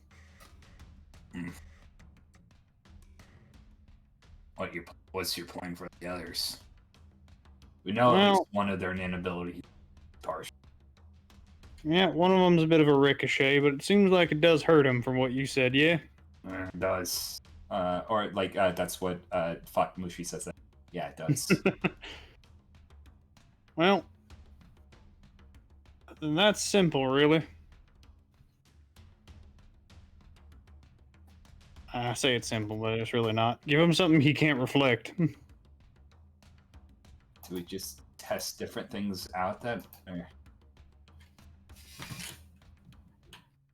Well, I'm going to ask you a simple question. You think he can deflect a bullet that's inside his mouth? I hope not. Think he can dodge a knife that's inside his mouth? I don't know. I haven't met the guy personally. What I'm saying is we gotta wait till they're sleeping. Oh, I see. Okay. Lay low until then. That's the easy way of doing it. I don't really care who these people are. They gotta sleep at some point. They're more than likely gonna be taking shifts, but at that same time, that's when we go and get things done. Time and planning. That's all that's required. Okay. Once things are all said and done, I don't give a shit what you do with their bodies or if they take any of their shit. Actually, you know what? I'll be a bit of a vindictive old fart for a second and say that boombox is mine. I'm breaking it. I'm back. Not a fan of the youth's music either. Christopher's No, gonna I'm kind of partial to it, but I'm just more power to you. You know what? You can take their CD or I'll say which one whatever said it that. is. it was Anito.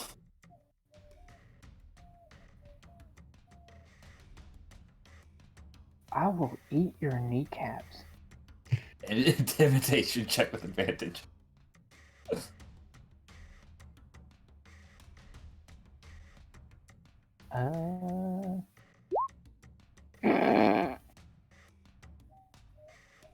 You know what? I shouldn't have spoken. I'll be perusing the candy. That's what I thought. Breakfast. There's plenty of food around here. I mean, it's all candy, but it's food. No. He needs to learn his place. He will be eaten. So this is what you're like when you're all by yourself. I need guidance. I'm not a stable person on my own. I can tell that. So you know what? Do me a favor and just sit down and let's have a bit of a spell for a second. I'm sure a lot of you are tired. If you turn your chair around and say, "Let's wrap," I'm leaving. Nope, I ain't happening none.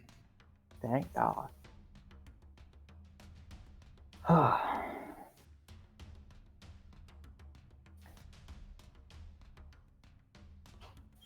So, I guess we're just gonna take a bit of a breather for a second. Okay, as a perfect place to go over to Grifter. Dan, you still alive? Hello. Dustin is not good by himself. Jack, has Dustin had his nap? Because you know how he gets when he stays up past 8:30 without a nap. Okay. I have to get up early. What do you expect? Change the music. Can you guess who I set up the intro music for? Grifter, you're following along the stream. There is clearly a band of people following you. Eventually you start to lose track of them, but eventually, as you're traveling down the stream, you see something, the ground stop over a certain point. And you're making your way along, and lo and behold, you look over this. You look over the side and realize there is a giant cliff. Do you look straight down? I'm curious. I'd take a glance. You look straight down. Hundreds of feet below you, you see the ocean floor. And ash is just casually silting off the side.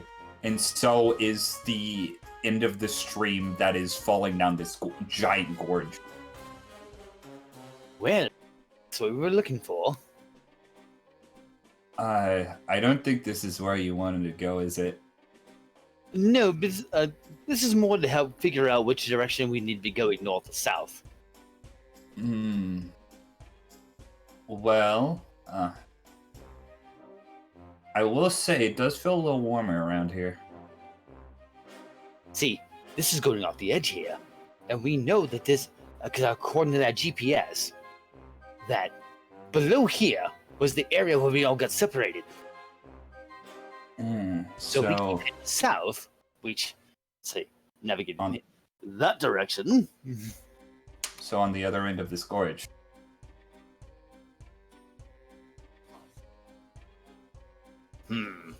On the other end of this gorge. Yes. You know, this was good in theory. It was. Leon's like thinking. Grifter, roll me a perception check. Okay. 18. 18. That 18 is going to give you a couple different things. One is.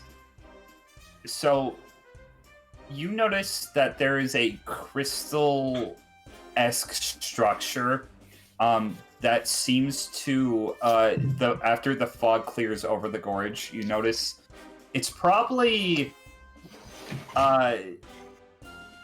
like, over 50 feet down, not straight below you, but a little off to the side. It's a crystal structure that seems to branch its way all across the other side of the gorge, and there's several of these crystal spikes, like, or poles that, like, kind of line this gorge. We're in the middle of this area, aren't we? Maybe, yes. From the 18 behind you, from the 18, you would also see the figures behind you are still continuing to walk closer to you. They do not seem to have been slowed down by whatever traps you laid along the way. Well, rock in a hard place, huh? I suppose so.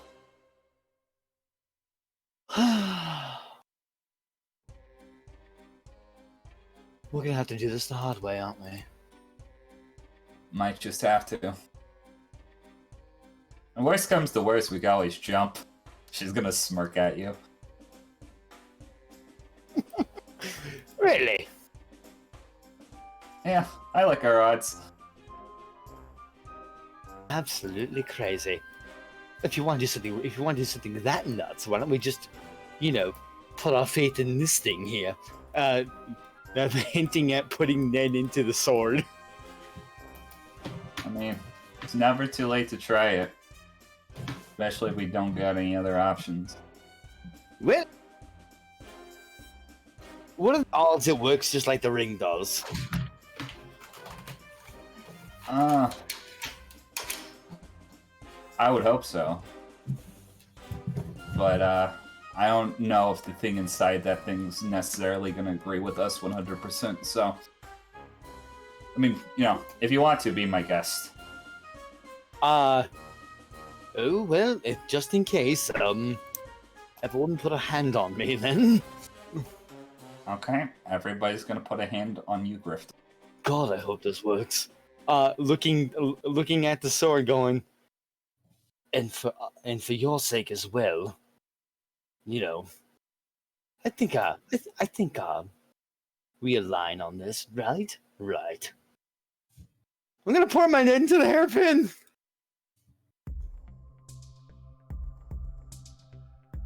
Grifter, you reach out to the blade.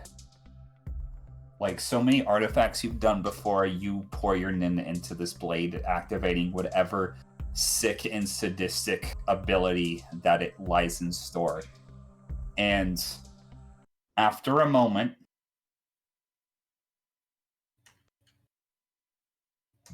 a spyglass pops out of the hilt and falls into the ashy floor below.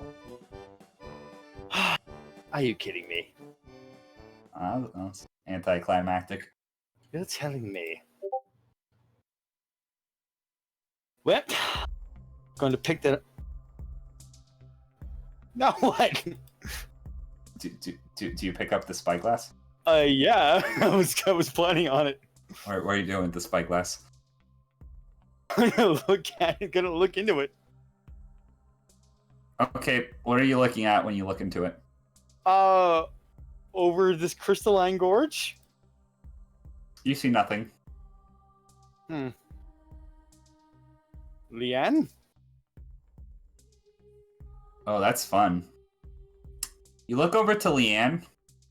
You see probably between 30 and 40 people standing behind Leanne. They're all dressed in various explorer outfits. And they all have blank expressions on their face. Oh my god. No! What's wrong? Okay, that was an out of character no, because I think I figured out, but Grifter is just going to stop whatever talking he was doing and slowly put the spyglass down after looking at her. Grifter, what's wrong? I'm a bitch. Not you. This is how you know them.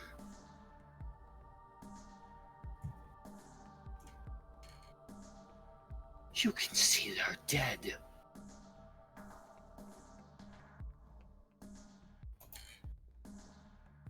You just stare down at the sword, no response. I'm gonna pocket the spyglass. Or can I uncall the spyglass? Is that a way, is there a way to make it then disappear? You can, you do the same thing as you do to activate and unactivate artifacts, and it just kind of dissolves back into the sword. Good. Question. Yes. Pull a history check. Nat 20. The person next to Leanne that you saw, he looked a lot younger, but you could recognize him. You saw old Gus.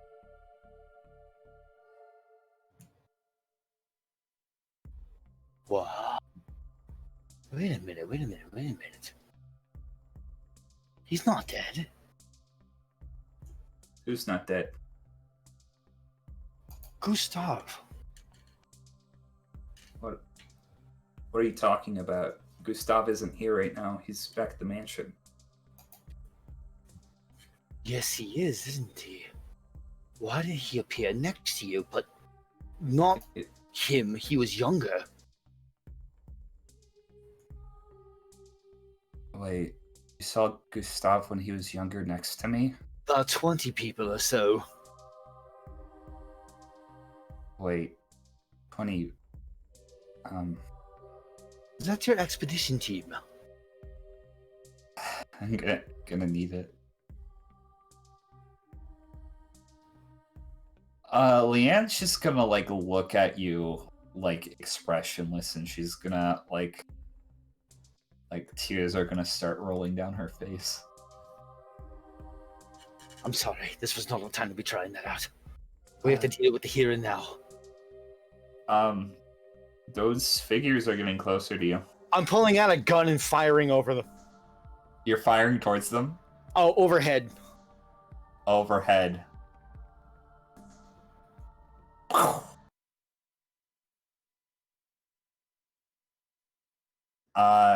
They stop.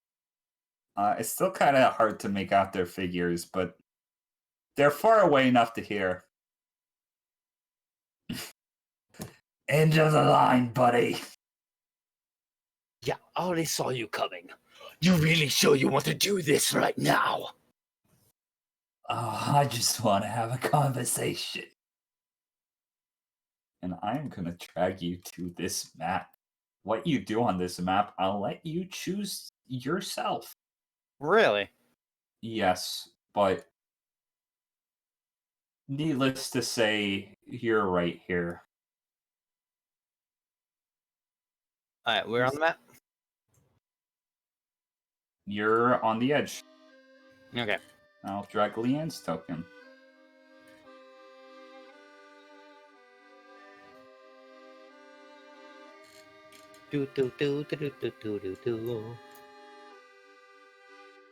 Leanne and Mimsy. Alright. Where's she at? Mimsy is There, right yeah. here, and Leanne is going to be right here. And you would see the figures over this way. And Bun Dynamite? Bun Dynamite's there too. It's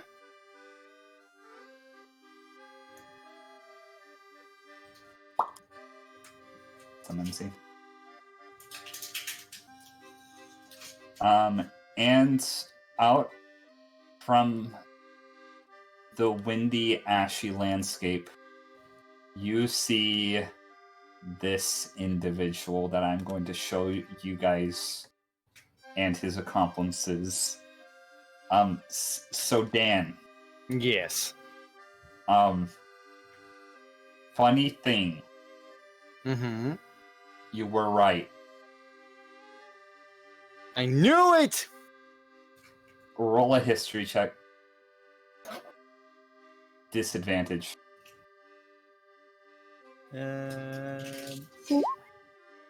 8.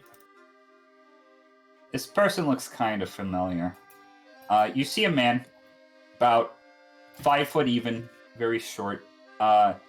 He kind of has this greasy, orange hair that kind of is slicked back in some places, but also stringing over his face in others. He has this big, kind of round but broken-looking nose. Crooked teeth. Is wearing a trench coat and a kind of cheap sort of looking suit underneath. Next to him, you would see 3 other individuals. The first of which is a man, probably about 8 feet tall, has an underbite that kind of extends 2 teeth up as if he was a hippo. He kind of has this kind of pristine comb to the side pink hair. Yeah, I'll show to everyone. And kind of Thing one.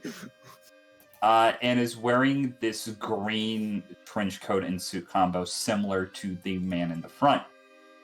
To the left, you would see this individual, a man about 6 feet tall even, very narrow face, very sharp features. He's wearing a ruffled shirt that you would probably see probably around 100 or so years ago.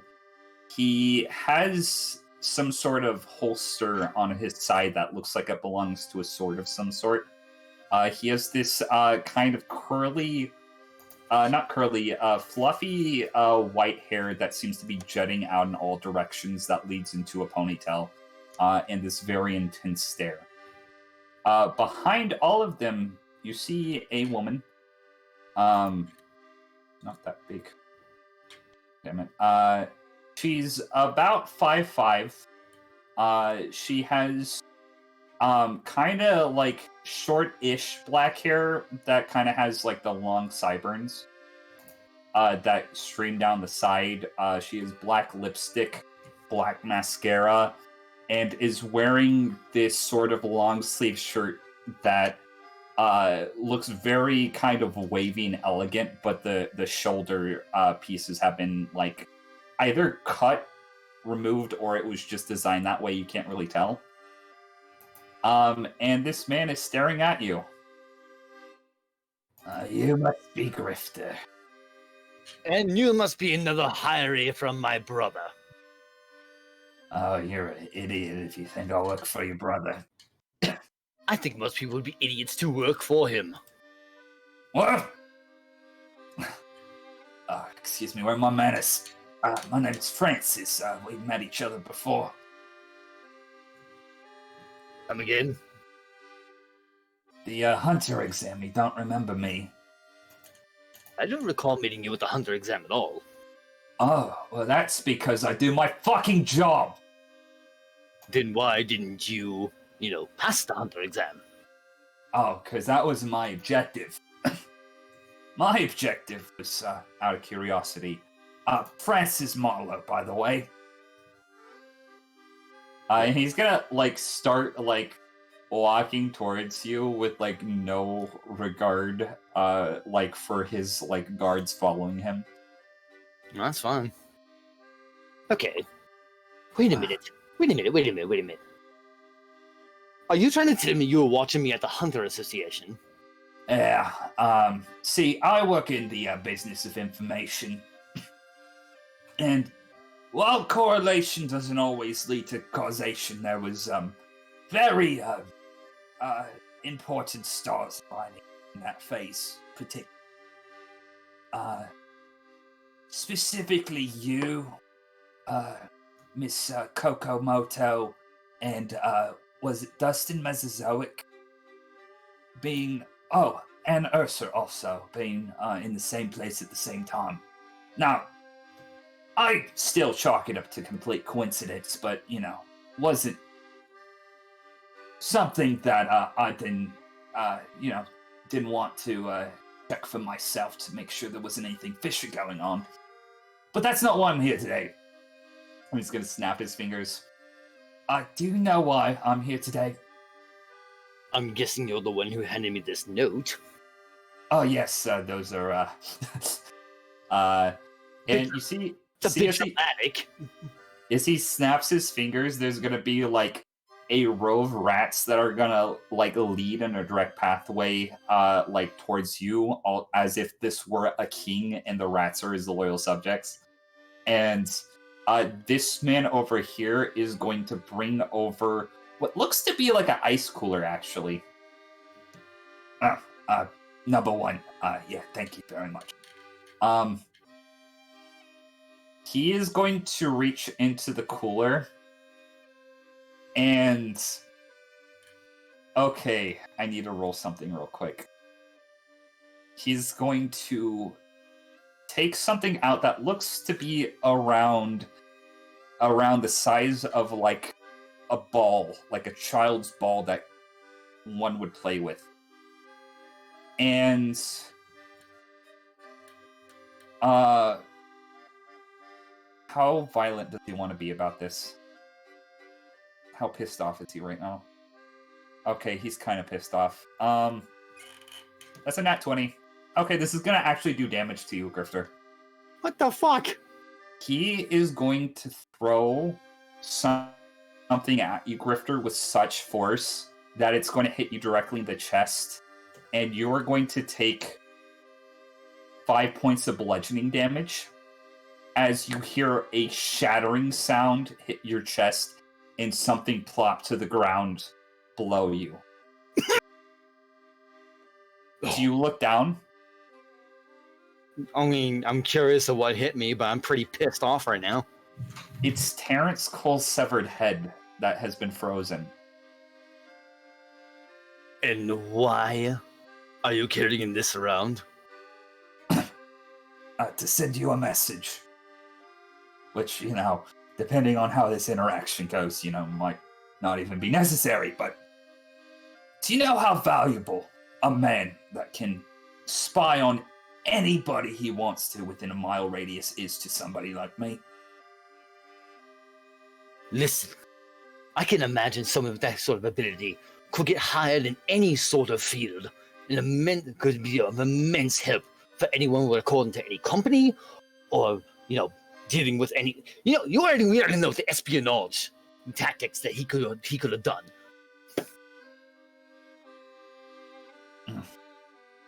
We outsourced Terrence to your brother. Paid very well, but outsourced is the key term here.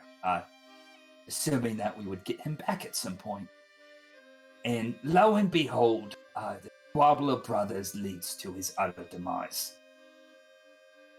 Because he was sent here to deal with me on my brother's orders, and anyone sent by my brother after me was going to meet an unfortunate fate. He was warned ahead of time. Oh, don't worry. Your brother's also on my shit list currently. A particular thing was supposed to go. Terrence Cole was told over a week ahead of time not to go there.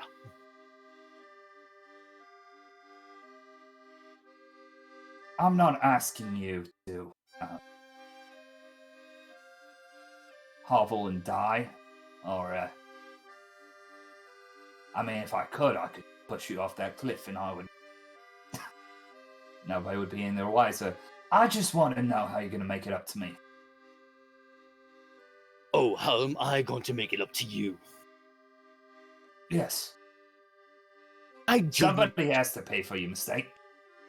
Then why don't you go after my brother? He's going to be handing over quite an immense amount of money once I get back. See, the thing about your brother, he's a very, what's the word, he's very hard to deal with. Me and him currently have an arrangement.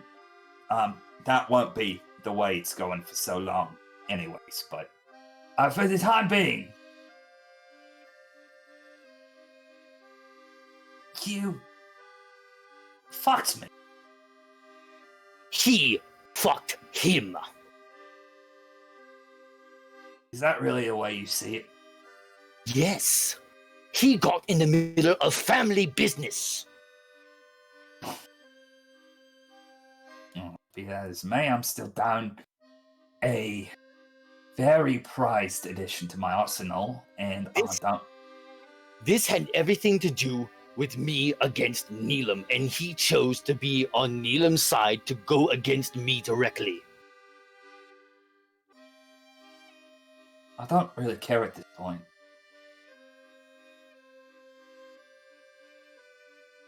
See, you're gonna pay me back some way. You don't know how. I don't currently know how, rather. I don't know when. But you owe me. You're currently in my pocket. And you need to be made aware. I hiked through this entire jungle to find you. My, how out of the way it must have been. Yes, it was a very long and lingering expedition. I was going to use that in quotation marks.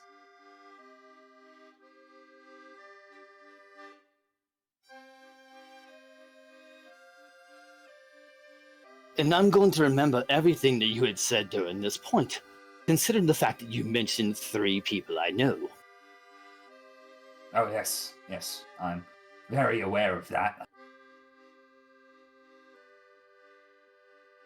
I just don't know if you know how to connect the dots yourself. The connecting factor being CA-1213. Yes, do you know how astronomically absurd that is that you all participate in the same hunter program?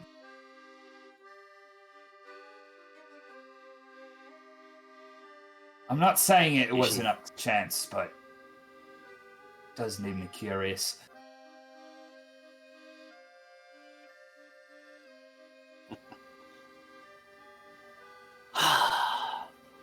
I swear to the gods above, no matter how long it takes, apparently this entire world will have to learn that no matter what, when it comes to bothering me, the world is going to have to pay.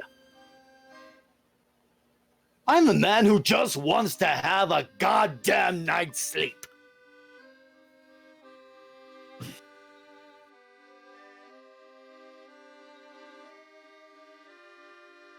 That's the only one. Has apparently decided that I had to be in everyone's business.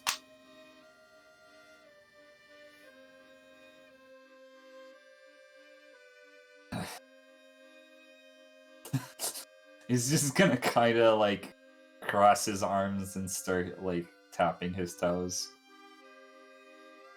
I take it you're not gonna budge on this.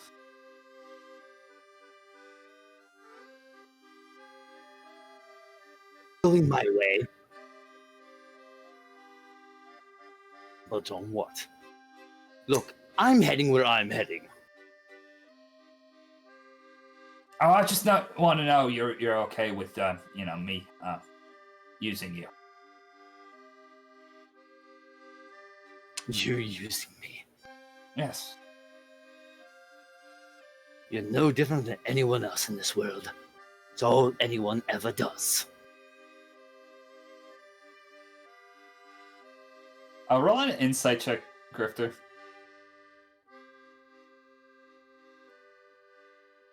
16. Okay, I need to roll something. Sure.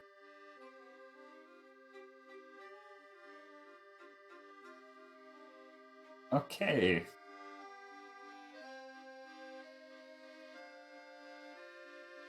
So, that's all I need to know.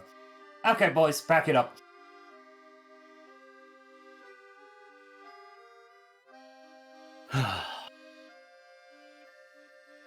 He's gonna stand there for a while and just watch them all leave, doing the arms crossed, but every now and then fingers just up, like shoot.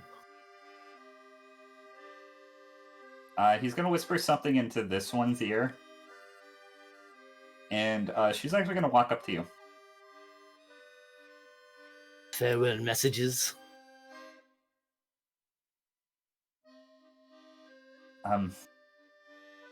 My employer was very impressed by how you handled yourself today. Did he think I was gonna open fire and start a fight? I'm pretty sure something funny like that. We're gonna use more aggravated methods, but you seem to know your place, at least for now.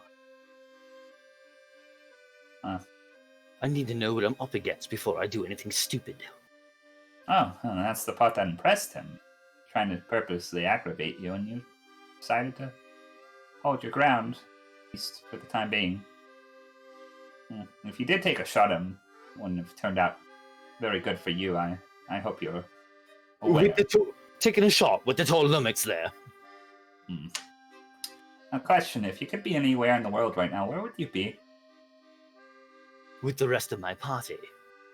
Well, that's not specific enough. Hold the phone.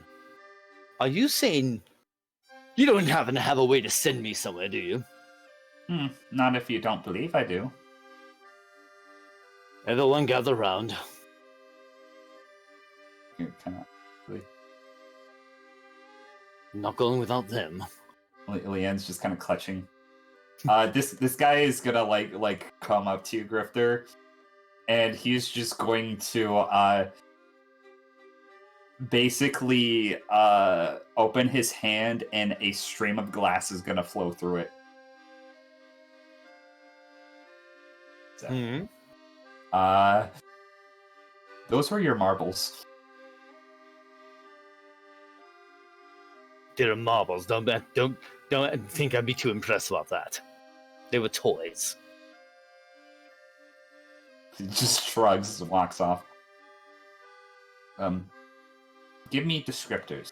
Place you think you are right now. Do you know that large tree? The very large one. It's probably south of here. Yes. It's the only landmark I can think of that was close by where I was. Okay. Before you leave, she's gonna hand you a card. It says, Bunko Inc. on it, and has a number. You motherfucker. You wanker. Cotton swab. Thank you very much, and clear your mind for a moment. Let me take you on a journey. Imagine you look up and the skies are beautiful and bright and blue. And the air around you is arid and dry. Sand in your toes, and you feel the sweltering heat overtake your body. Grifter, I want you to roll me an insight check. 8. Eight. No, not on this one. And I need a roll for thing 3, because you see her now. So, what does she get?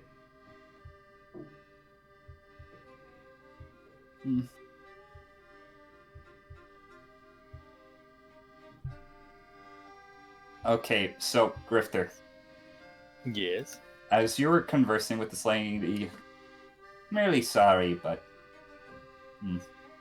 can't make things too easy for you, can we? You will be contacted at a later date for a job opportunity, but for now, and as she goes ahead and describes the sand in the air to you, you start to realize, oh wait, there is sand beneath my feet, and oh yeah, the air is dry. And finally, I like you to put your token here.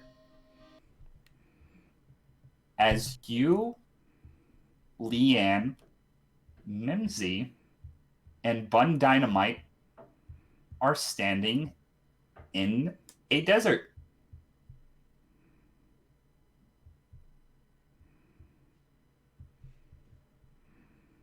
Out of the ocean into the desert. Wait, they were going to send us to the tree, right? Leanna looks a little panicked at this point. No, they're being assholes again. She's just got to kick the sand violently. Damn, that puts a damper on one thing I was going to do too. I apologize. It was just I was going to kick Terrence's head into that gorge.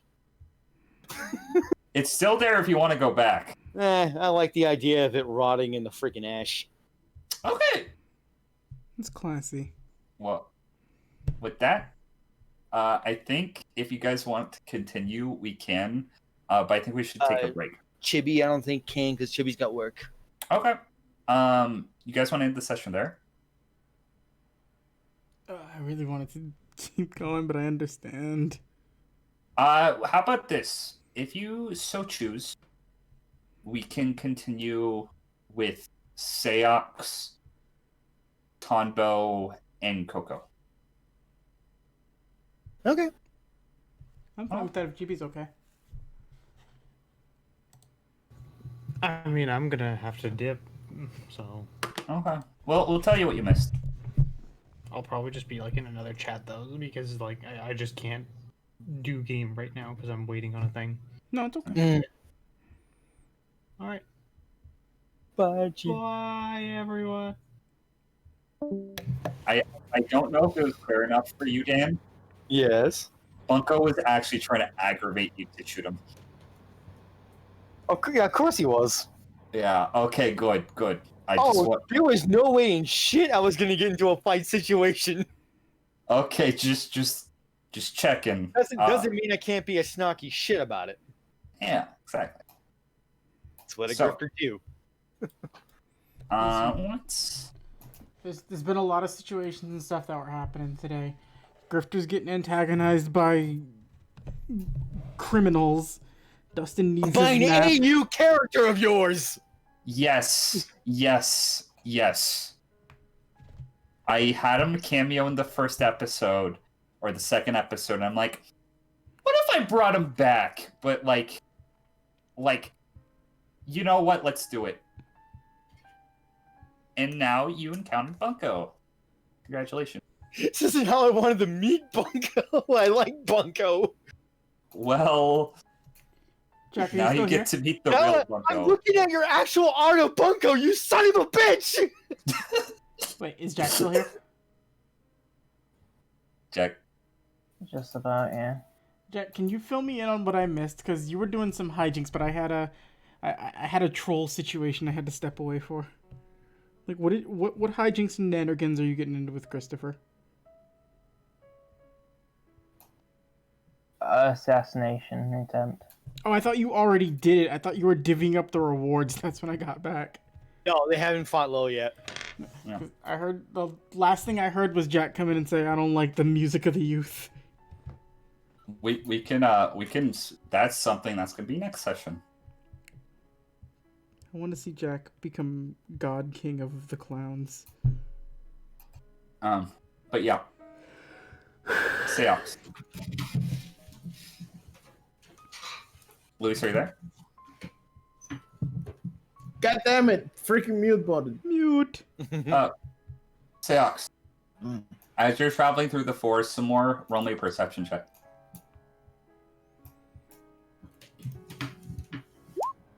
12. 12.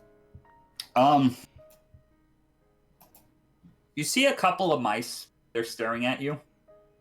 But after a while, there's probably like 5 of them. They're just kind of sitting on the forest floor looking at you. But after a moment, they walk away.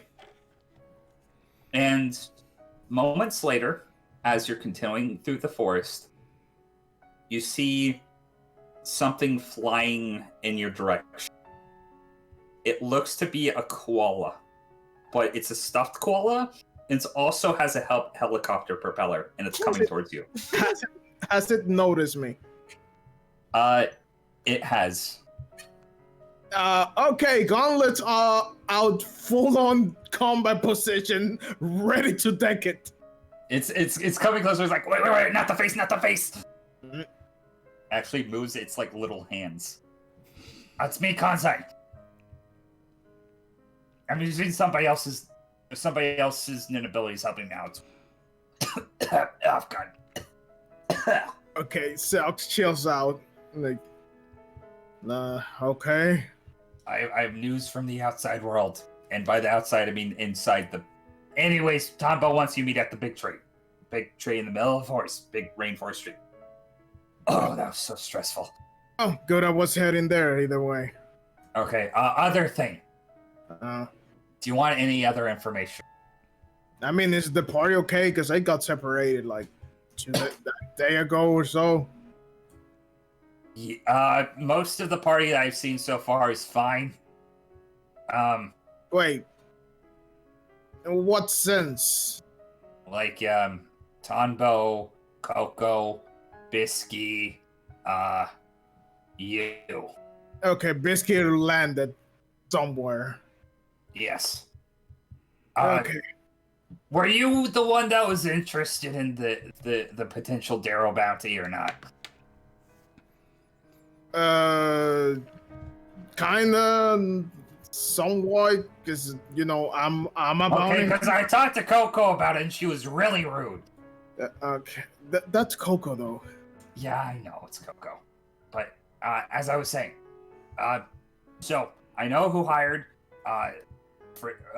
was putting out the bounty for Darrow to be retrieved non-lethally. It was actually freaking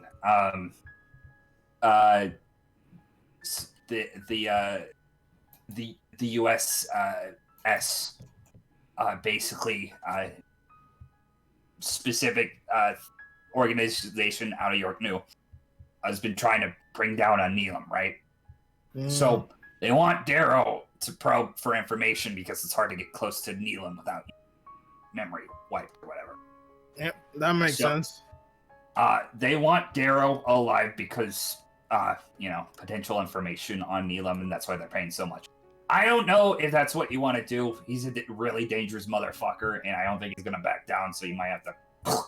But, keep in mind that the offer is still on the table, and it's not by Neelam this time. It's actually for people actually... See what happens. I'll try if push comes to shove. We have to kill him, okay? But I'm planning not to. Alright. So, Well, anyways, it sounded like the party something happened. Well, Coco is like a giant snake now, and that's kind of weird, but, oh, wait, you weren't there for that, were you? For what? Okay, from what I've established, the entire party was separated, and you were also separated, but they were separated by a nin ability that was on the island. Okay. Ish. So they're all reuniting back at the tree. I think Coco should already be there, and maybe Biscuit. Wait, how did Biscuit get back? She was flying out of the island last time. Apparently she climbed back up the side of the wall against the winds. Of course she did. Yeah. She was talking to a weird lady. I wanted to see Tombo for some reason. I don't know the whole story about that. Well, she didn't punch her to oblivion. It means that she's not a problem. I hope so. Biscuit could be one of her traps. She has her motives, I guess. Yeah. Well, anyways, it's basically... if you ever go back to Island C, be aware. There's crazy shit going on there. Crazy shit? I think it's Terrence's after-death nin ability. Of course it happened. Of course.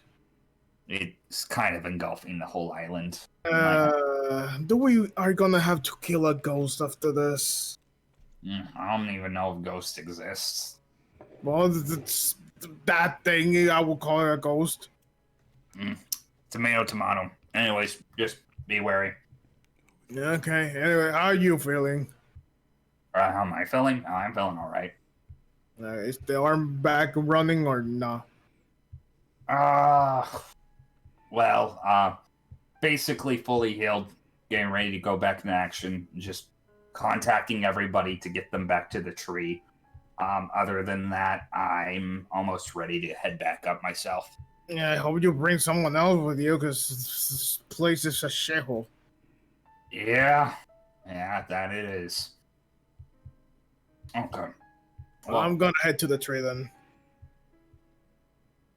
You do you. And stay safe. I don't know what crazy motherfucker out there. And who's saying of all of us? Yeah. Point. And he's gonna fly away. I mean, Sox is just gonna keep walking towards the tree. He's gonna keep stealthing though, because there's a lot of crazy things happening. Okay, go ahead and roll Zetsu stealth. Come on. 24 again.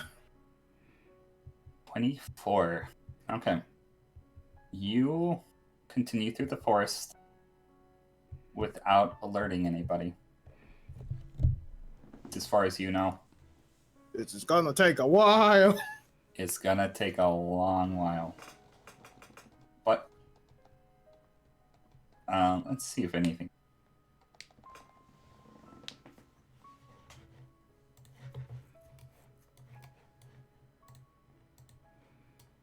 Okay, so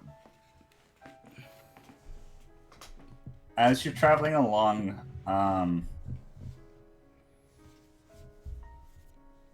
the kind of it stops raining, but the clouds are still kind of hanging overhead.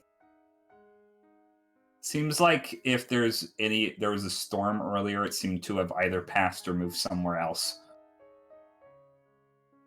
Oh. I need to dry this freaking clothes after this. Ish. And I think with that, just trying to not alert anyone and just get to the damn tree. I'm gonna actually move you a little faster. That's what your main objective is, and I'm gonna make sure. Okay, you just start running full pace towards the tree. That's where we're gonna leave Seox for now. Let's choose different music for this because it's gonna be stupid.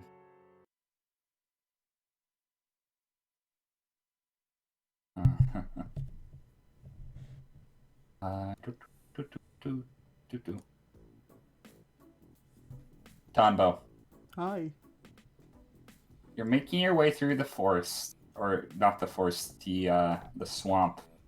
You eventually make your way through the forest, and I am gonna say, eventually, after long enough, roll me a perception. Sight, sound. Sight. 27. You see the big tree in front of you, and after going along the edge after a while, trying to comb it for any potential individuals that you may or may not know, check the map real quick. You would come to this location, and you would see Coco, Victoria, a giant snake, and a lady you have never met before. Put your token somewhere on this side.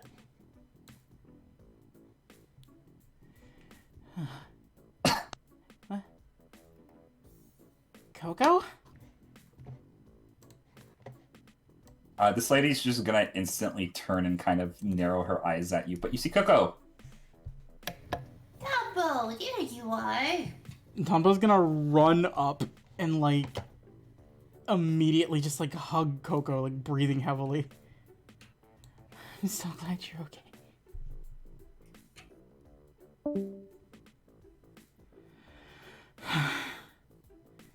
I'm glad you're okay too. I bought you a snake. Tombo just looks at it. Yeah, no. Would I get advantage of Coco's helping me with that, Patty, to, like, pet the snake? Yes. So I just start, like, scratching underneath its head. It's a very good snake. I know, right? I honestly didn't think I was gonna manage this one. Especially because this is more your thing, but you know, I did it, and now it can be yours if you want it. They're never really yours. If they want to come along, you bring them. You know what I mean. I'm not good at this sort of thing. Well, I'm just glad you're here and it didn't hit you.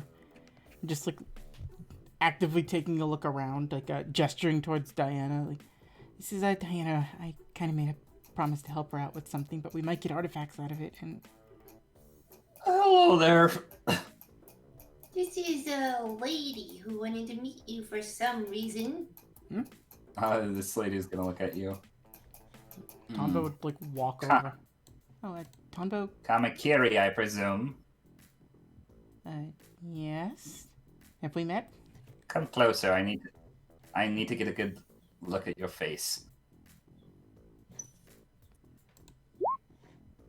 Tombo's tired.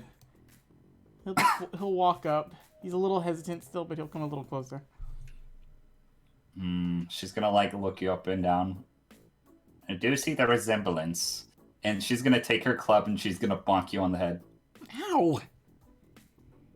What the hell is that for?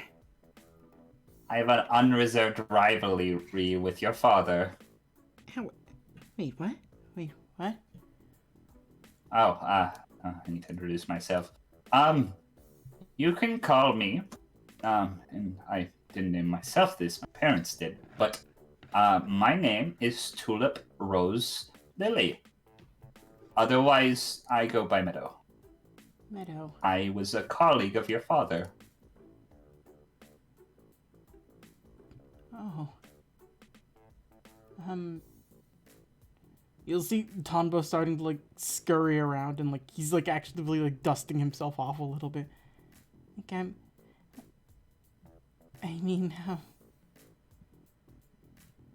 don't really know what to say here. Wait, you said you were a friend of my dad's? Yes, you look like you're experienced in the natural world. I have a very important question for you to answer. Yes. The star-nosed snake beetle, is it a snake or a beetle? Star-nosed snake beetle. I don't think I've ever heard of that one. Is it native to this island? Your father and I had a falling out. He would argue that, incorrectly, that it was a beetle that evolved itself to have snake-like appendages to survive in the wilderness. I would argue the opposite, that it was a snake that evolved itself to have beetle-like appendages. Where was its habitat? It was more of an arid, rocky climate. Probably a snake that evolved beetle-like appendages. If it was a rocky climate, it was probably to protect itself a bit more. Well, I guess not all Kamakiris are of the same nature. And she kind of like instantly changes her expression. Wait, when was the last time you saw my dad? Oh, it must have been over a decade ago at this point. As foolish of a man he was very dedicated to his work. So is that girlfriend of his, well, I guess wife now.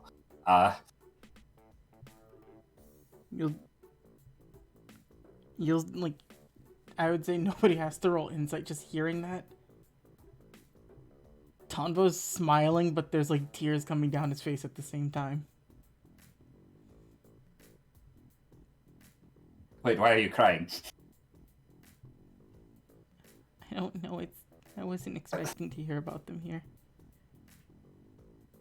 Or just even somebody mentioning them.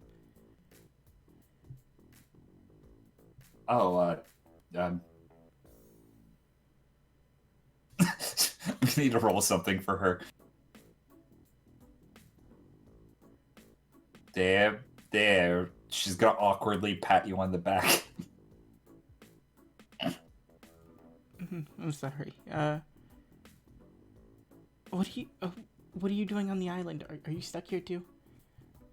No, I'm not stuck here. I came here of my own volition. I tricked my former employer, saying I was here to explore the island and seize its archaic fortunes, but really I'm here to protect the environment. This is a very unique environment, as it has been relatively untouched by human hands for however many centuries now, and now that I'm learning to be centuries only, and it is a vital resource to the biological community. And a lot of new people coming here might disrupt the natural habitat, and I thought I'd stop them. I noticed. You see him like looking a little like irritated in the face. There were a bunch of large spiders over near the craggy mountainous area. some of the people who came here just killed them in cold blood.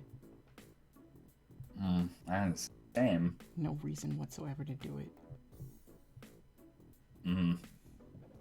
There was somebody that I ran into that was also looking for you. Who else was looking for me? Well, they weren't explicitly looking for you, but they seem interested, and they seem to know who you were, at least vaguely. Dog-faced man of some sort. Looked very professional, wear a very poofy outfit, and carried around a sword. Don't even know where to begin with that one, but seemed like a big hunter type. Was carrying around a small teenage boy with him. Black hair, jump rope, hoodie. Any of those ring a bell? Can I history check that, Betty? Yeah, history check. Please let me get the number I want for this. Damn it, I didn't want to know. Fuck. You know what? I'm gonna roll a counter thing for fun. Sounds oddly like Chow, but you don't know who the other guy is. I don't... Wait a... Oh, Coco. What? I think Chow's on the... Something to make me... I think Chow's on the island. Why? Of all the things, why is he here? I don't know, he's with a dog. Well, if you're wondering why they were here, they actually told me. Oh, why is he here? Is he here to cause trouble and try to kill me again? I wasn't even aware of that. I know the Dogman is here to look for lost individuals on the island and return them former explorers that have, lived on the island for probably years at this point. Been surviving all along. He's looking for any survivors. Oh, you mean Diana? The people that are with Diana? Oh yeah, that sounds like some people I know. I also ran my plane crashed. My name's Diana. She's gonna shake Meadow's hand. I was just gonna very lightly move it up and down. Well, this lady has her expression has not been anything but frowning this entire time. You don't know if that's her emotion through this entire thing, but she has not changed facial expressions, and she has these very intense eyes just kind of staring at Diana, and Diana's going, oh, okay. Yeah. Weirdly enough, even with an intense, serious expression, Tonbo's enamored with her. And just yeah, I actually know where they were. I was gonna go and send them back to the mainlands. Well, if you have really a problem with that one, I don't even know where I got this. Kind of looked like a monkey. Not that he looked like a monkey, but he had very monkey-like air about him. But anyways, as I was saying, if you, return these survivors to the mainland, I'm sure that they'll have no reason to be on the island, and you won't have to worry about that little hooligan hurting you. Well, yeah, but the more important thing is I promised Diana I would get those people back. I'd rather not anybody have to suffer or be stuck here, or worse, die, just because, unfortunate incidents and whatnot. I'm gonna kind of start rubbing her chin and looking the other way.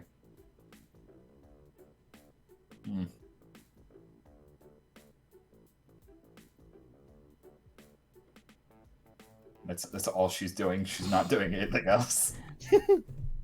I mean, we're planning to head out just as soon as hopefully the rest of our friends show up here. So we might have to set up Coco, we should set up camp here for a while, just until Grifter, Seox, and Dustin show up. Well, yeah, I figured. Be cautious of the nearby ecosystem is all I have to say. As long as you show nature respect, it should respect you back. You are your father's son. How well Not in the bad way. How well did you know him? Oh, we were pretty close colleagues for a while. We actually wrote a book together. Would this be the book Tanbo keeps with him? Or like one of the books Tanbo would have on him? Not one that you would have on you right now, but if it was a book that your dad helped author, it's probably back at home somewhere. It's probably at our house. I don't know if I read it though. Oh, that's all right. I'll make sure to. And he would kind of be looking real quick, and then he would just like, Meadow, can I ask you something private? Yes. And just sort of like taking like a step over to the side. Some things have happened since I've been on the island, and I don't feel too good about some of the stuff I did. You know my dad pretty well. Do you think he'd hate me for anything I did? She can kind of like choke up at that. Well,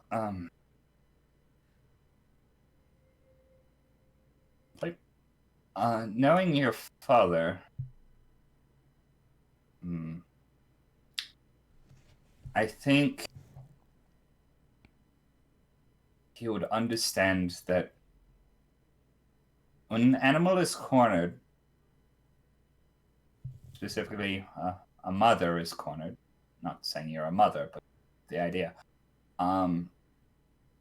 she will do anything to defend her young. Same could be potentially said for humans with people they care about. I'm not saying I don't know what you did necessarily, but if it were to help your friends, I suppose it's just a matter of nature, and I'm sure your father would understand.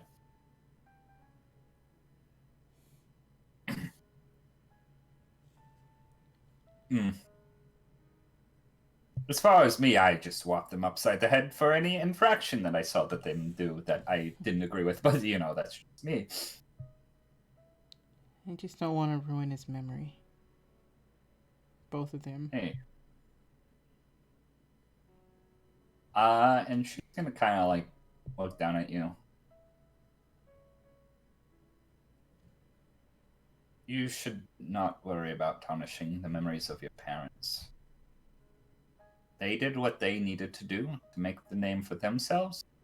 And just as we all weave our own destiny, you need to do what you want to do to be the person you want to be and the person you want to be remembered for.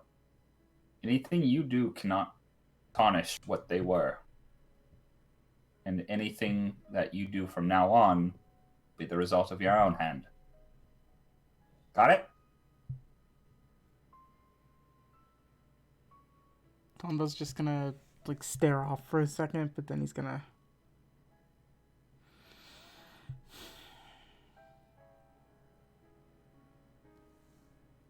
I don't like being angry. And I don't like being that type of person.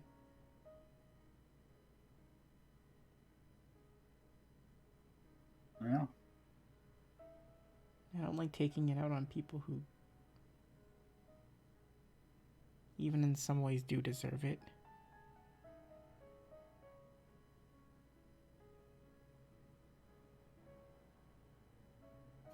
You know what's different between us and most other animals, Tanbo? He just holds up his thumbs. And she's just gonna... Oh, thank God. You see her, like, start to crack a smile for a second. She's gonna cover her mouth and chuckle. Like, this lady looks like she never smiles, but she's just gonna play it off. No, well, that, but also,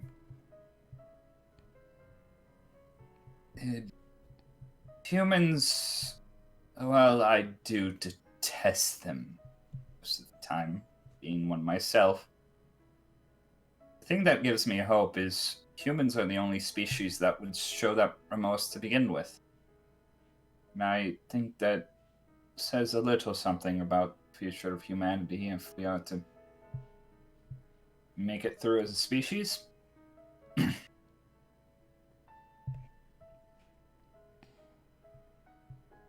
means you're human.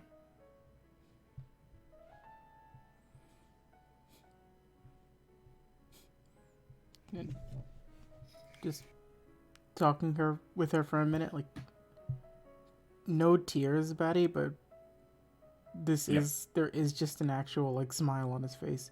Not a great big everything's fine smile, but like it's kind of something he needed to hear. Okay. And before we wrap up the session, there's one more thing I want to do. This is out of order, but I don't want to not end on a cliffhanger.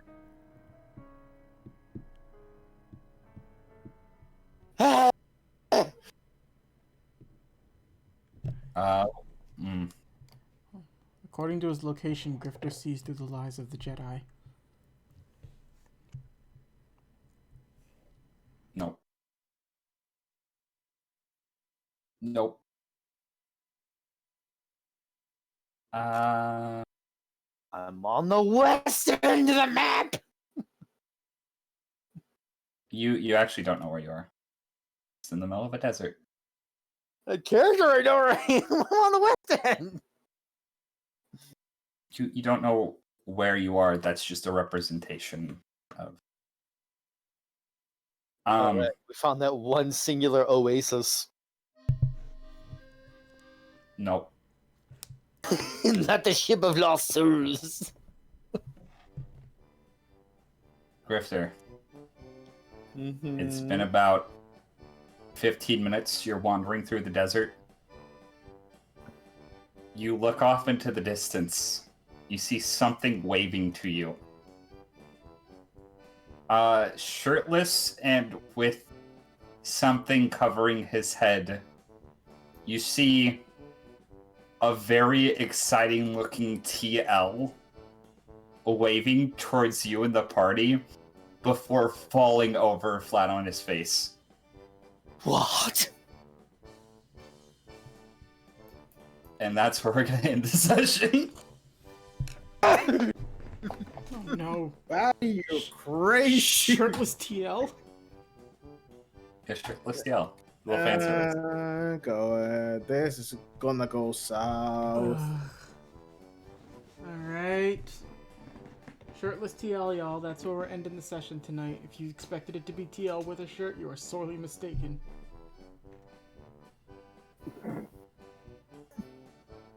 Yeah. Everybody gonna say goodbyes? Bye. Bye.